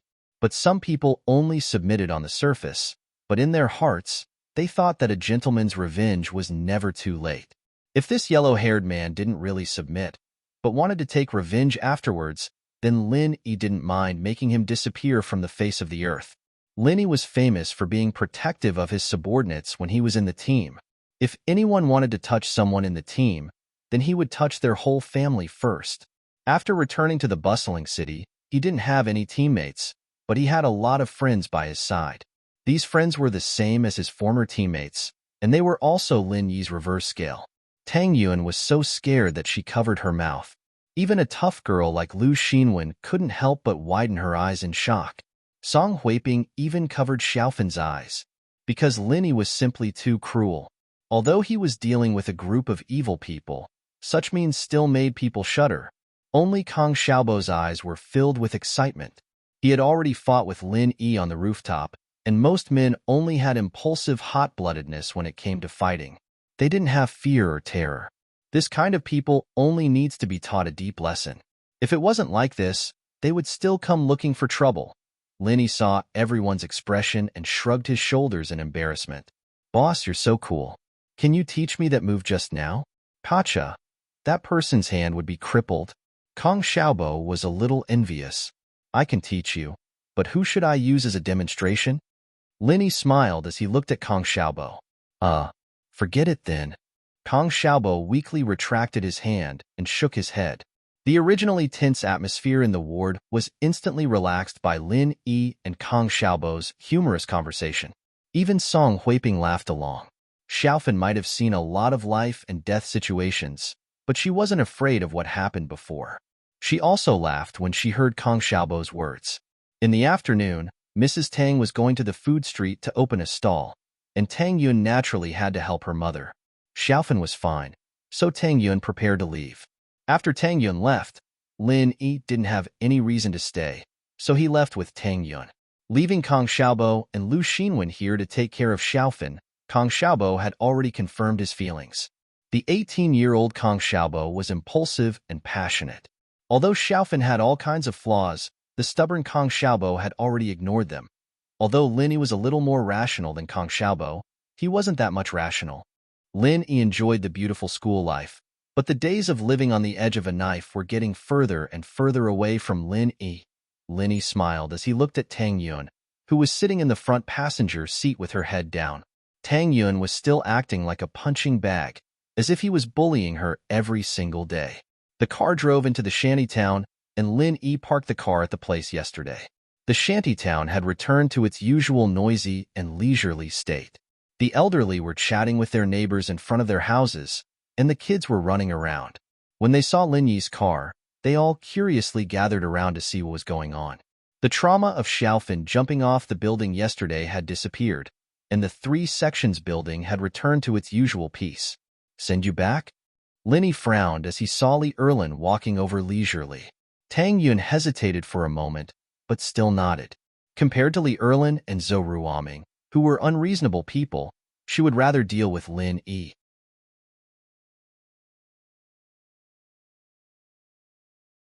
Chapter 223. How So and Tang Yun. Li Erlin clearly saw Lin Yi, and Tang Yun as well. He paused, but didn't stop. He walked past Lin Yi and Tang Yun without saying a word. He had more important things to do today. Master Bing had come to Songshan, and he needed to gather his brothers to join Master Bing's side. As for Tang Yun and Lin Yi, he didn't want to dwell on it right now. He hated Lin Yi to the core, but Erlin firmly believed that as long as he had Master Bing's support, dealing with Lin Yi would be a piece of cake. Tang Yun would become his plaything sooner or later. He looked back at Lin Yi with hatred and quickened his footsteps. He knew why Master Bing wanted to recruit him at a time like this. He was hesitant before, since he was a member of the slums and grew up there. It didn't make sense for him to help Master Bing deal with the slums. Lin Yi's appearance, however, strengthened Erlin's confidence. Lin Yi, naturally, didn't know what Erlin was thinking. He was confused when he saw Erlin walking past without saying a word. He's not harassing you anymore? Tang Yun shook her head, confused. She wasn't answering Lin Yi's question, but she didn't know what was up with Erlin today. Lin Yi didn't go in after sending Tang Yun to her house. I'm leaving. Yeah. Tang Yun was a little annoyed. Why did he have to talk to her? Did he want her to invite him to my house? Wasn't he just asking her to say that? It'd be rude if she didn't invite him. Tang Yun sighed helplessly. Do you want to come in for a bit? No need. I'll go back straight away. Lin Yi smiled. Oh. Tang Yun was even more annoyed. She'd already lowered herself to invite him, and he still wouldn't come in? She turned around, ignoring Lin Yi as she ran back to her house. It was Monday, and Pinliang couldn't wait to ask Zhou Ruoming out as soon as he got to school. Liangzi, what's the matter? Ruoming wasn't in a good mood. Yesterday's events pissed him off. It affected his entire plan. His original plan was to kidnap Tang Yun and force himself on her, just as Pinliang had said. Originally, he had already talked to his elder brother, Zhou Ruoguang, and asked him to bring people to help. However, when he returned home last night, he tragically found that his elder brother had been beaten up. Both of his hands were crippled, and it would take a long time for him to recover. He had no choice but to postpone his plan. The situation was like this. Zhou Ruoming came home to see his father, Zhou Tiandi, sitting there with a pissed-off look on his face. Dad, what's wrong with you? Zhou Ruoming wondered why his father had such an expression, as if he had been robbed of his money. Tiandi wasn't robbed of his money. He was robbed of his hospital room. In Songshan, although he wasn't the kind of person who could shake the world with a stomp of his foot, he still had some face. He had a lot of connections, but his hospital room was robbed by a bunch of random country bumpkins. If word got out, wouldn't he become a laughing stock? How was he going to survive in Songshan's upper-class society? And so, Tiandi told Guangdong to call his eldest son, the head of the North District's gangsters, Zhou Ruoguang. He told him to bring some men to the hospital and get back at them. If he didn't teach those country bumpkins a good lesson, he wouldn't be able to take this lying down. However, just as he was waiting for his son's good news at home, he received bad news. His son was injured by someone in the hospital room, and although he didn't know the details, his son was already on his way home. Zhou Ruoguang had suffered a huge loss. Ever since Tiandi opened a karaoke bar, he hadn't suffered a loss like this in a long time. Especially after he helped his eldest son, Zhou Ruoguang, become the head of the North District, Tiandi became even more successful in the underworld. Don't ask so many questions. Go back to your room and do your homework. We, the Zhous, are counting on a genius like you to help us manage the company. Tiandi glared at Ruoming as he reprimanded him. What? Tiandi had high hopes for his youngest son, Zhou Ruoming. Both he and Zhou Ruoguang were rough people, and both of them had been in the underworld for a long time. They didn't have the time to learn anything, but both of them hoped that Zhou Ruoming would be successful. The bigger Tiandi's karaoke bar got, the more he realized the importance of managing people. He could hire people with money, but it was never as easy as hiring his own family. He hoped that Zhou Ruoming would study hard, study business management, and come back to help him expand his business. Zhou Ruoming, on the other hand, was acting like a good boy at home, listening to everything Tiandi said. But Tiandi didn't know that his eldest son spoiled his little brother so much that not only did he help him do bad things, but he also hid it from Tiandi. Oh, Zhou Ruoming answered obediently and went back to his room. He didn't read after closing the door, but put his ear to the door, waiting for his brother to come back and listen to what they had to say. It wasn't long before Zhou Ruoguang came back. Through the gap in the door, Zhou Ruoming was shocked to see that his brother's hands were wrapped in bandages. Ruoguang, you. Tiandi had been in the underworld for a long time and didn't really care about fights and injuries, but ever since Zhou Ruoguang took control of the North District and became the leader of the North District, things like this almost never happened again. Dad, that guy's a master. I can't beat him. Zhou Ruoguang was scared of Lin Yi to the bone, so he didn't hide it. None of my men are a match for him. I'm guessing that even if he's not golden class yet, he's close. He might even know how to use pressure points. What? That's strong? That's impossible, right? Those two brats can't be more than 20 years old. How could they be masters? Tiandi paused, not believing it. Dad, to be honest, I don't believe it either, but he is indeed very powerful. Let's forget about this matter. We don't have any deep hatred with him. Zhou Ruoguang was a little scared as he said this. Fuck, you useless thing. Tiandi humphed coldly. Why are you so cowardly? You're not even as brave as that useless brother of yours, messing with girls in middle school. Look at you. I made the wrong decision back then. I should have let you study and let Ruoming join the underworld. Zhou Ruoguang lowered his head, not daring to look at his father. You're tuning in to the Warrior Lore YouTube channel. Don't forget to subscribe and join us on this journey to catch the most captivating stories.